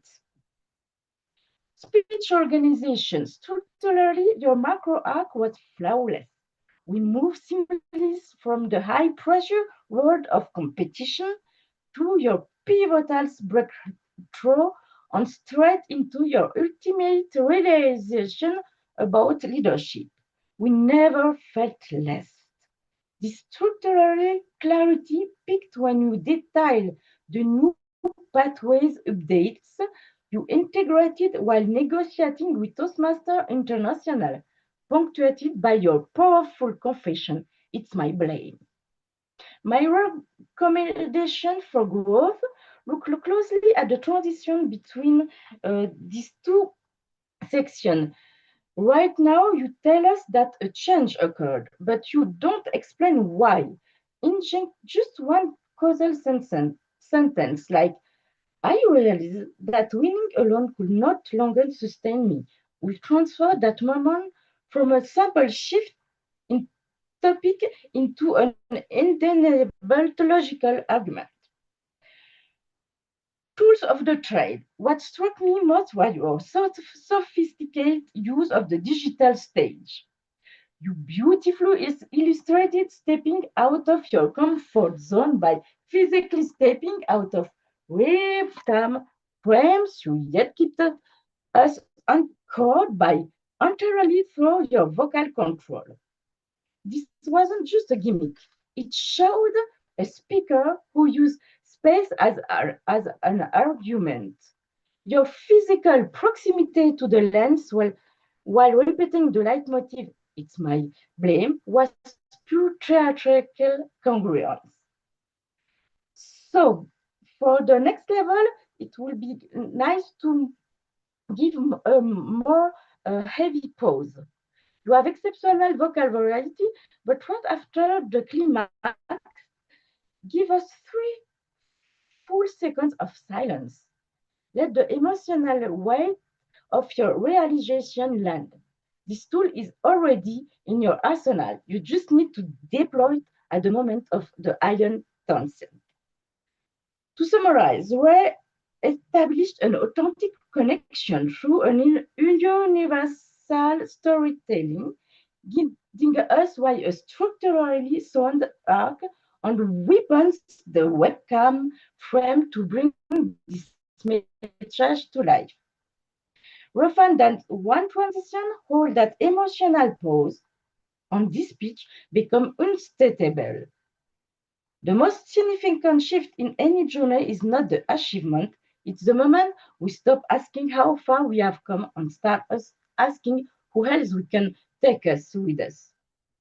Changing my priority from my evaluation to back to you, Vinod, our general evaluator. Thank you very much, Mary. I believe you are a very good observer because you observed the last two evaluators only spoke till green. So you made sure you used that spending time and took all those 1.5, 2.5 minutes to give that extra suggestion. That's why I said that. I liked two things that you mentioned for suggestion. One is pausing for 3 seconds before the speech. And second was asking questions and including the audience. So that was very useful, which can be used. You made a claim that the speech was transformational. So when you make a claim, you need to prove that. After that, you went into 1, 2, 3, and then there were a lot of other things. So I feel, be very like in a nutshell, what was it the speaker was good at, what can be better, and summarize. That would be a very easy thing. You did that, but in bits and pieces, because you wanted to be more of a balance evaluator. That is what you had mentioned to me. But look at the time. Please do make sure, and quickly 1, 2, 3, 1, 2, and then summarize. You have amazing observation skills in a real way also. Thank you very much, Mary. So our next evaluator is Toastmaster Rozy Rana. She would be evaluating Toastmaster Rashmi, and Toastmaster. Yes, just a second. And Toastmaster Rozy says, authentic leaders build trust. A leader's greatest asset, while diplomacy has its place, authenticity should never be compromised. Did I call Kanav? Or Kanav is the second evaluator? Yeah, thank you very much. With your smile, I realized that, like what you say, Toastmaster DTM Rozy, that there was something wrong, but it's okay. I will manage it. Please put your hands together and welcome Toastmaster Kanav, who will be evaluating Toastmaster Ghada. Toastmaster Kanav said, being authentic means avoiding the mask that society often tries to place upon us. Authentic leader comes from being true to who we are rather than becoming who others expect us to be. Ladies and gentlemen, welcome on the screen Toastmaster Kanav. The screen is all yours. Thank you, Toastmaster Vinod. Write a different story. That was the main lesson of the speech which we heard. And it resonates with me with my favorite psychologist theory, which is repetition compulsion. She talked about how she went on repeating things, and we never learn new things. That's is the basic message of the story. It flew very well. Good things were the message was really clear. We could get the message. Hand gestures. She could clearly say that it's forward facing when she was saying the chair, learner chair is forward facing. So she did that. When it is for victim chair, it is backward. So she did her hand gestures in that way. So I really like those things. Coming to certain expectation as to what can be improved. First thing being, the speech title was the student chair, and she talked about the victim chair. Speech title was the student chair, and she talked about learner chair. So either the speech title should be changed or the learner chair should be talked at the student chair. So there was a little diffusion between the topic and the message. Second, which I would you can differentiate between the two chairs by coming to the left side or right, whichever you like. Left, you can say about the victim. Right, about the learner chair. So that can differentiate. So if you want to say the victim, they don't want to learn anything, they stay here, they stay. And then you can go to the right side of the screen and just say that it is forward moving and it teaches us. That's it. So there is a difference between the two. And last suggestion which I would like to give is you started with I have faced lot many challenges. I did not learn. I just wanted to have the same ending that did you learn anything? So a lack of personal story, I felt you could add certain personal story to the speech to make it brilliant. Otherwise, the speech was messagically really good. The voice clarity was really good. Just working on three things, which I have mentioned: the left and right, the correctness of speech, and finally the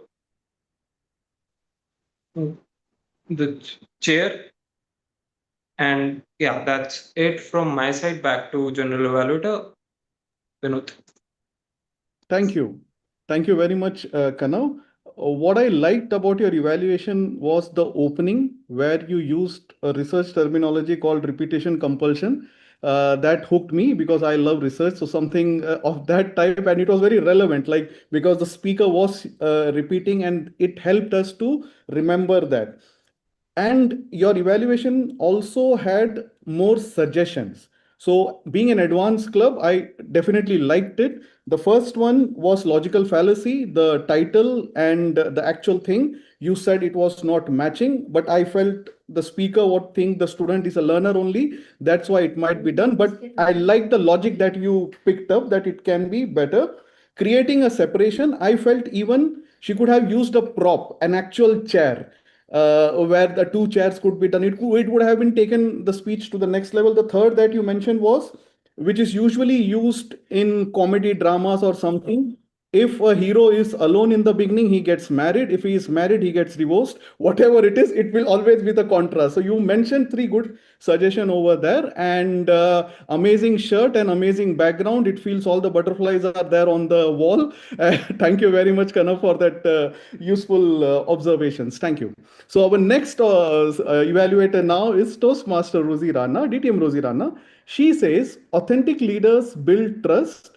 A leader's greatest asset, while diplomacy has its place, authenticity should never be compromised. Please put your hands together to welcome Toastmaster Rozy Rana. The screen is all yours. Thank you, Mr. General Evaluator, fellow Toastmasters, and Rashmi. Thank you for your speech, The Power of Yes.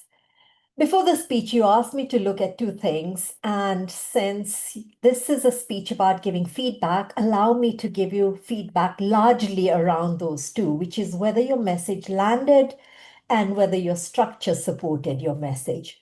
Well, first, your message landed very, very clearly. Through your personal journey, you showed us how saying yes opened doors, gave you growth, showed you opportunity that you could have otherwise missed.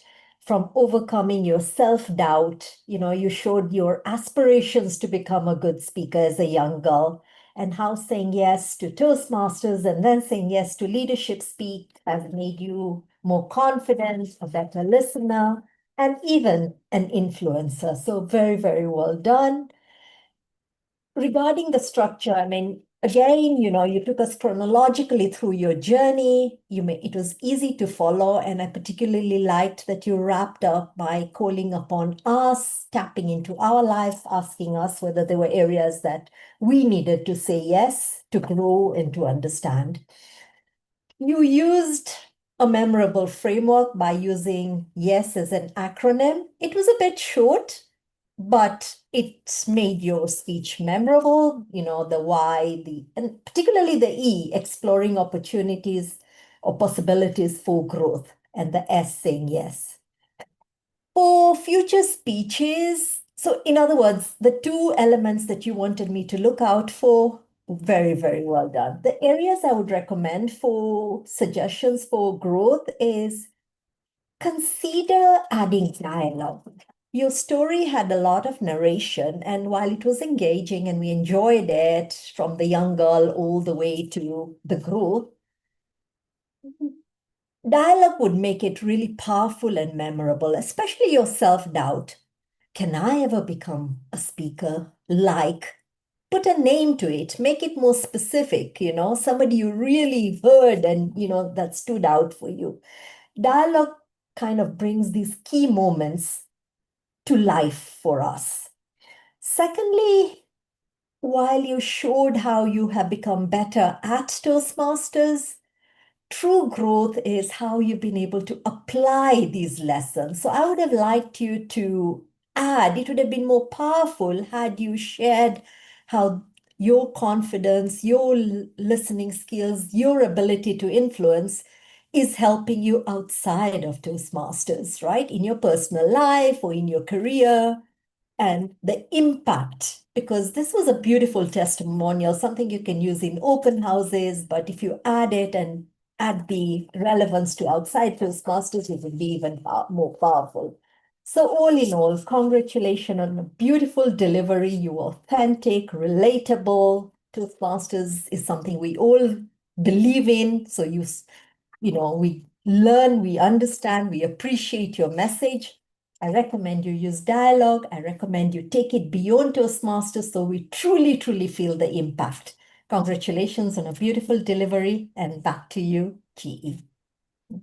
Thank you very much, Toastmaster Rozy. That was effective evaluation because you followed the path that we always say in Leadership Speak. First, attack the message. What was the message, then the structure, then the gestures. Usually, like that is what all our education sessions have also been on evaluation. So you straight away went and spoke about the message and it landed and what it was, means encouraging the speaker. Then about the structure, it was a chronological 1, 2, 3, 4 in a sequence. So it was easy to understand. I liked your both were very effective, means point of improvements. You gave explanation, and that is what we need from an evaluator. When you give an point, explain that, like how to do that or what can be done. One thing which I would like to add is the Zoom presence of Rashmi, because I could only see her shoulder. It felt like she was in water and was trying to, like, her movement was like this, like trying to get up from the water. So that it can be, she can be 3 steps back. That was the only one thing that I noted. Apart from that, amazing, and thank you for that evaluation. Our last evaluator who would be evaluating the speaker is Helen. And Helen says, authentic leadership requires the courage to speak the truth with respect, even when it is uncomfortable. True leaders build trust by staying grounded in their values and communicating with integrity. Toastmaster Helen will be evaluating Wahiga. The screen is all yours, Helen. Thank you very much, G. Wahiga, thank you for your presentation. Organize your speech. You asked me to focus on presentation style, clarity, and personalization of content. One thing I really appreciated was your clarity. You taught us how about organizing a speech, and your speech itself was organized. By walking us through the introduction, body, and conclusion, you help us follow your message easily and demonstrated the very principle you were teaching. And I also enjoyed your personalization and presentation style. Your story about struggling with many ideas competing for attention make the topic relatable.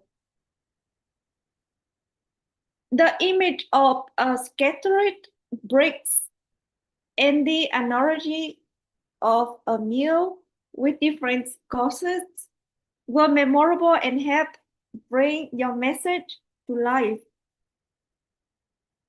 And one suggestion for future speeches would be to focus on brevity and emphasis. I heard some ideas were explained several times. And by tightening those sections and adding a few more pauses after powerful statements, you would give the audience more time to observe your key message and make them even more impactful. Wahiga, your speech was educational, practical, and engaging.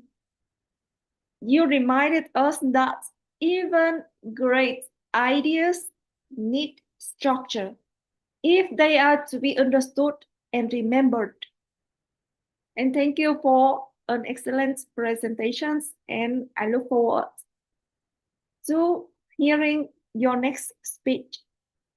Back to you, GA.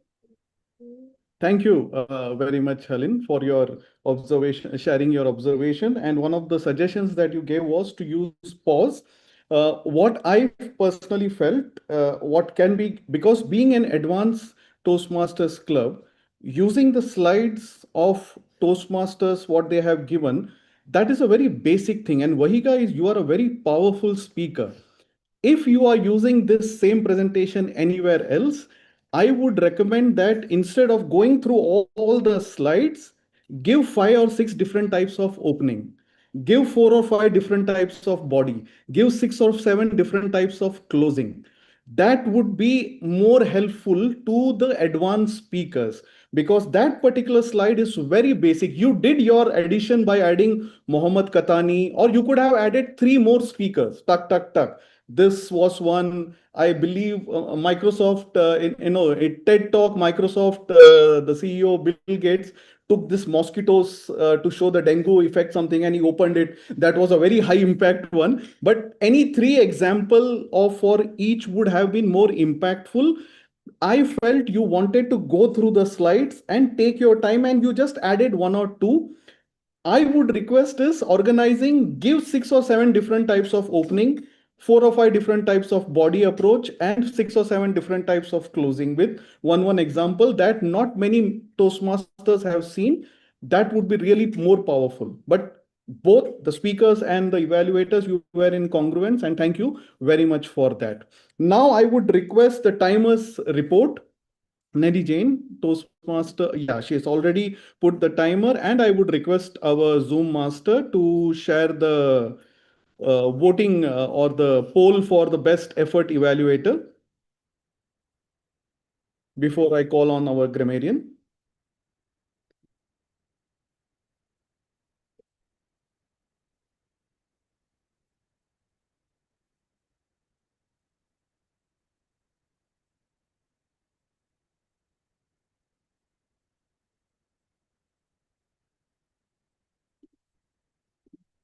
Now I would request our grammarian, who is observing the meeting very carefully with her word of the day, how many people have used and what all has gone good and what could have been gone better. She will be presenting her report. Toastmaster Joyce, the screen is all yours. Thank you, Mr. G. I'm back again. So I had 6 people use the word of the day. Congratulations. I had Nocawe, had Hannah, Ray, Rozy, our GE Vinod twice. And yes, so Hannah is my star today. She's used it 3 times. I'm also excited to report that people used, that we call it King's language since the Queen already died. So our English today was very, very well used. So I just pick a few of the words that or synonyms that I picked. So we had Ray saying every leadership opportunity presents itself. He also picked another door that I had that seemed more accessible. We also had Ghada, who also said a lesson understood is a mistake that cannot be repeated. Rozy also used true growth is how you can apply these lessons. There's also something that I would want to recommend. One speaker said slowly, slowly. Maybe another way to put it across is little by little or step by step. And also citing your date, sitting by the door, you could say standing at your door, because I believe when you want to open a door, you're standing at the door, you're not sitting at the door. Back to you, GE. Thank you very much, Toastmaster Joyce. And now I will be presenting my report. Thank you very much to the panel of evaluators who have done a great job today. Now, the theme, leading with authenticity, meeting number 226.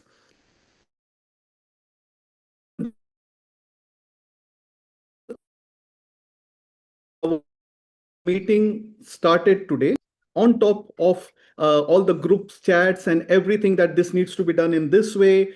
The practice session was attended by a lot of members, the speakers, and the exchanges were happening, what needs to be focused on. So great. That was something which I always look up to in leadership speak. The roles were filled, proactive meeting attended. The TMOD and greeter came 30 minutes before the meeting started. So that is something commending, which we should all give a great, like what you say, no, applause for all. Let's give applause to the Toastmaster and the greeter. Vince Lombardini said, if on time is late, you should always be before. I came 5 minutes before. That's a different thing. So first, the Sergeant at Arms came and she read the script. One suggestion for the Sergeant at Arms, it is that every introduction is a 45-second speech. So, and the purpose of any introduction is to take them high and make them fly. So when we introduce and when we call someone on the screen, the purpose is they should be pumped up for that particular role. So I felt that one introduction could have been better. You can pump that energy to introduce our Toastmaster of the day. Other than that, we all are learning. So that's a good thing. I will not comment anything else. Then second thing which I observed where there were two role players, Joyce and Helen, who have taken multiple roles. A club, I understand there are many times many speakers back out and all these things happen, but I would recommend that at least till our practice meeting Thursday, if anybody is able to fill the role, we may change the agenda. You can have that option so that more and more people can get roles instead of being conveniently filling with whom we can easily, like what you say, no, do that. Now, the Zoom master, one of the guests who came had an agenda and it was very well taken care of because it is also a part of learning. One of the speeches or actually one of the projects that you will be do how to manage different types of guests or different type of people when you are a facilitator. So that was done a little late, but still it was done. So good job over there. I liked our PR and Toastmaster of Days congruence today. Toastmaster of the day was saying, and you fill, and there was the guest, like what is a link was there. The second time also I observed before Hannah said, please fill, and there was this form. So amazing job, Ghada, that you are doing. Even before Hannah was saying, you were putting it on the, like what you say, no, the meeting. So as always, I love these meetings. What I feel is if I take all the speeches and put it in an AI software and look at the rhythm of the speeches, it would not be going much up or low. It would be a little bit horizontal with slight going up and down. I would request all the speakers to really work on giving speeches which are vulnerable, and if it is personal story, use emotions to see the spikes that goes ups and down, because the purpose of any story is to elicit emotions. This is what Michael Higgs says, one of the directors, and I see a little bit, there is a lot of much improved effort that I can see, but still, as I say, it can be much better up and down. You can use props. World champion Ramona Smith, when she came to a leadership speak, she had given these suggestions. She also said that most speeches were okay, but didn't had that spice. Like to add up spice, have a good organizing hook, like Wahiga said, do something crazy thing, right? So something like our toast did milk in hand. Right? We observe that something different completely. So I felt that can be different. Three of the evaluators could not complete all the 3 minutes. One evaluator completed 4 minutes. So managing time is very important. Your suggestions should start before the, I mean, what you say, yellow starts, because you need at least 90 seconds for giving one suggestion and elaborating about it. So I would request to work on that. An amazing team, as usual, amazing meeting. So let me give back to the person who loves to spread the message of water, scarcity in the world, to my favorite speaker in Toastmaster Leadership Speak, Toastmaster Hannah. The screen is back to you. Thank you very much, Vinod, for that in-depth evaluation of your evaluations, etc., and getting those evaluators to speak about it. Now we globe hop to Canada. And before our president speaks to our esteemed guests, Tony from Canada will close off with the thought of the day. Over to you, Tony. Okay, thank you. Today's theme is leading with authenticity. It invited us to reflect on leadership. Now, as you know, Toastmasters International slogan is, where leaders are made. Now, that expression comes from Warren Bennis, one of the great thinkers on leadership, who long ago said that leaders are not simply born, they are made, and they are made through learning, experience, and practice. It was really big on that, practice. He emphasized that becoming a leader is closely connected with becoming yourself. And you know, it was Socrates who said, know thyself. So these concepts suggest that we make sure we know who we are, what we value, and whether our words and actions truly reflect our values. Now, together, these ideas remind us that authenticity is not a performance. It is congruent with practice, and even more practice. And it was Aristotle who believed that practice forms our habits. Our habits create our character, and our character creates our future. So, we here at Leadership Speak, we entrench authenticity by repeatedly practicing our values.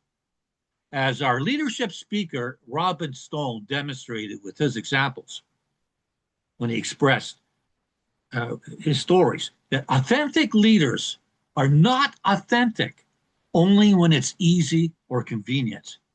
They must speak out when something is wrong.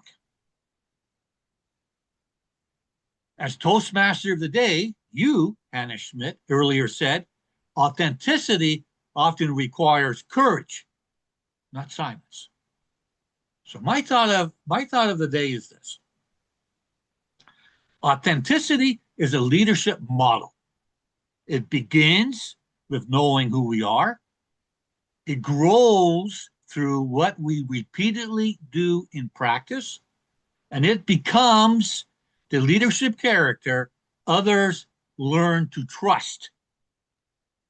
So, if we are honest with ourselves, and if we are courageous when we need to be, then we can and we will lead with authenticity. Thank you. Thank you. Thank you very much, Tony, for your fitting words about authenticity and your thought of the day. Robin, indeed, we have chosen a great theme, authenticity and leadership, because everybody has used it in their speech, sort of in their speech, and it was great. Now I hand over to our president, and he comes from Singapore. So we're really from Canada over to Singapore to speak to the guests. And I don't know when shall we announce the winners? Will you do that? We can start with that. PR Master, are you ready to announce the winners of our best effort speaker as well as best effort evaluator? PR Master. Okay, thank you. PR Master, could you please share the results we've been voting for? The results of the best effort speaker and evaluator. Please share them with us that we can celebrate them.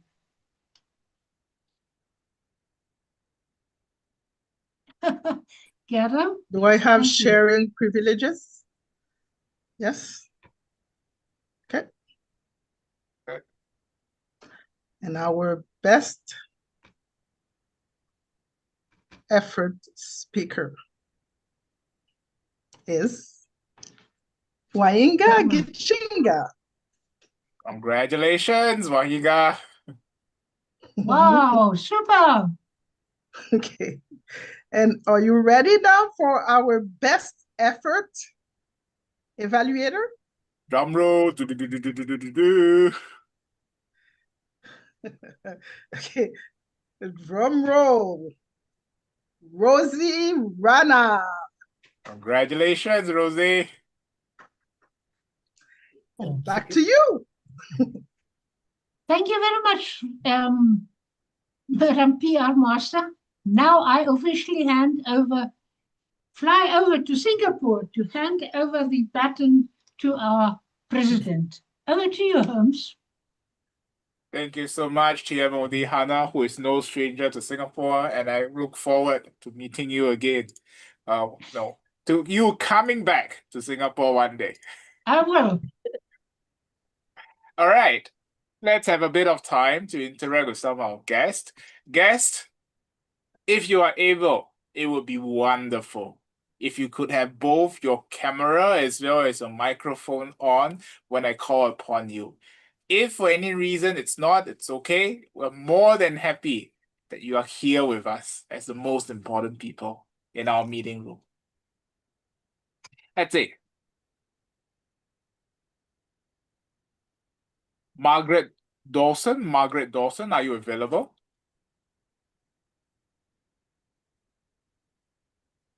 Hello, Margaret, how are you? How do you find the meeting today? Where are you from?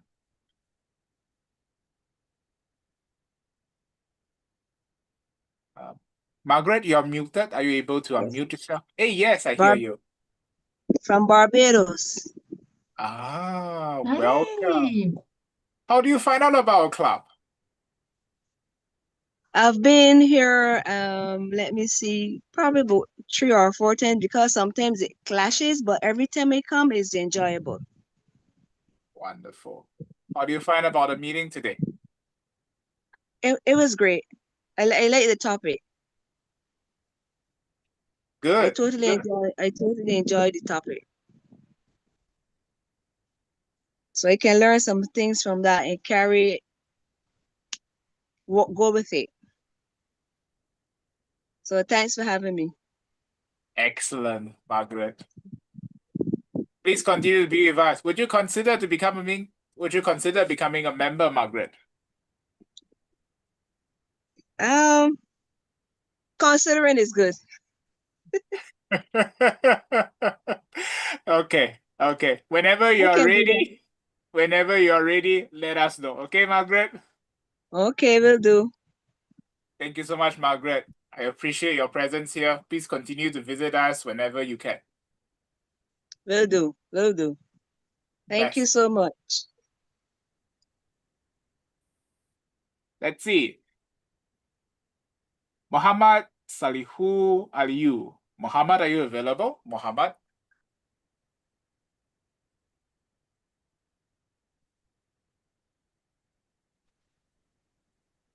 Hello, Muhammad. Where are you from? How do you hear about our club? Muhammad, I cannot hear you. There seems to be some issues with your microphone. Would you like to try again?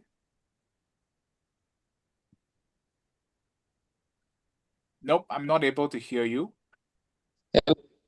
Hey, Hello. Can you hear me now? I can hear you. Excellent. Yes. Where are you from? How do you hear about our club? Yeah, I'm from South Africa. Wow. I've been here, I think, 2 to 3 times, though it's been clashing with some of my programs here in SA. But whenever I have the chance, I do join and I enjoy the sessions.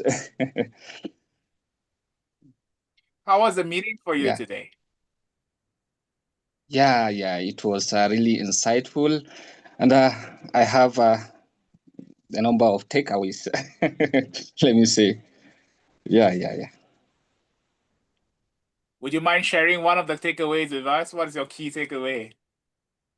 Yeah, from the speaker that talk about organizing speech. I think one of the most important thing I got from her is the hook. That's when it comes to introduction. The hook, that's a compelling story or the props, rhetoric, questions or quotes. So that really got me.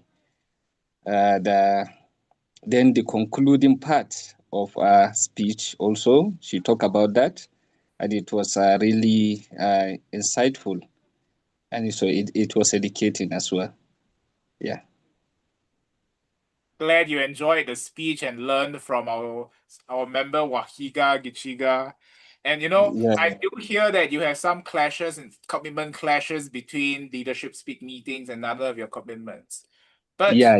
nevertheless, if you manage to sort it out and you're interested to join the club, let us know. All right? Yeah. I will do that. I will do that. Thank you.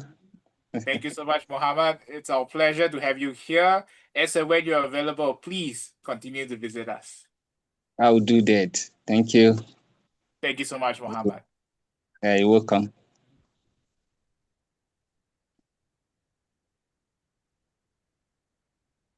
Sophia Nijga.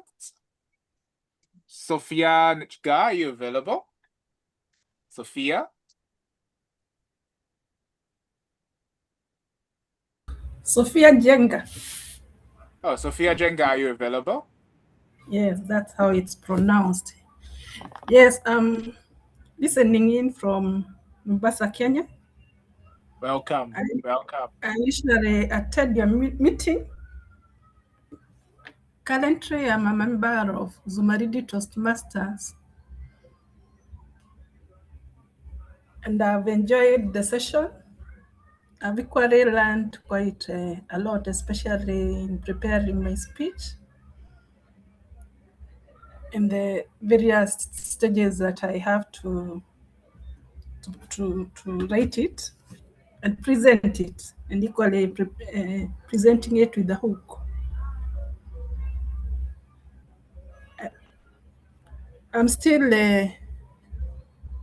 I have still not decided to join your club, because I also have some engagements other than the club roles that I'm playing, but I'll continue following up on your meetings and joining in whenever I'm available. Thank you. Back to you. Thank you so much, Sophia. It is our honor to continue to have you here. Please continue to visit us. And when one day you are available, you are ready, sound us off and we can have a chat. The executive committee then will have a chat with you to see whether there will be a good fit so that Leadership Speak can serve and we can grow together, become better self-directed leaders. To guests, there are some of you I didn't call upon. If you are available, please continue to stay with us post-meeting. We can have a post-meeting conversation. And here, a shout out to all members as well as guests, including those who may be watching on YouTube. Leadership Speak is a club that's entirely focused on leadership development. That is our core focus. And each and every meeting, that is what we want to talk about. That is what we want to discuss. That is what we want to gain from. So if leadership development, becoming a leader, it's something that's called to your heart, that's something you want to improve, that's something you want to work on in your community, there's people that you want to influence, that in itself is a call. Do consider Leadership Speak, because leadership development is not a lone wolf journey. It is a journey that you require a community with. And this club may be one of the best opportunities, one of the best communities around for you. Do consider this. With that, thank you so much. I'd like to hand back the time to our TMOD, Hannah, to officially close this chapter meeting, as well as to lead the post-meeting discussion. TMOD, please. Thank you very much, President Holmes. Yes, to Toastmasters, starting for the new year, new Toastmasters year on the 1st of July, which will propel us forward to speak boldly, lead bravely, and be authentic. And may the rest of 2026 be a year where your confidence grows, your voice strengthens, and your leadership style shines. And this is all happening where? At Leadership Speak. Thank you very much for all the role players, speakers, and evaluators for a fantastic meeting. Thank you, President Holmes, for connecting with the visitors and guests, and I hope lots of people have signed the guest book to become authentic leaders. As your Toastmaster of the day, I wish you all a pleasant weekend. And by the powers invested in me, I officially adjourn the meeting. Madam Zuma, sorry, please stop the recording. Thank you.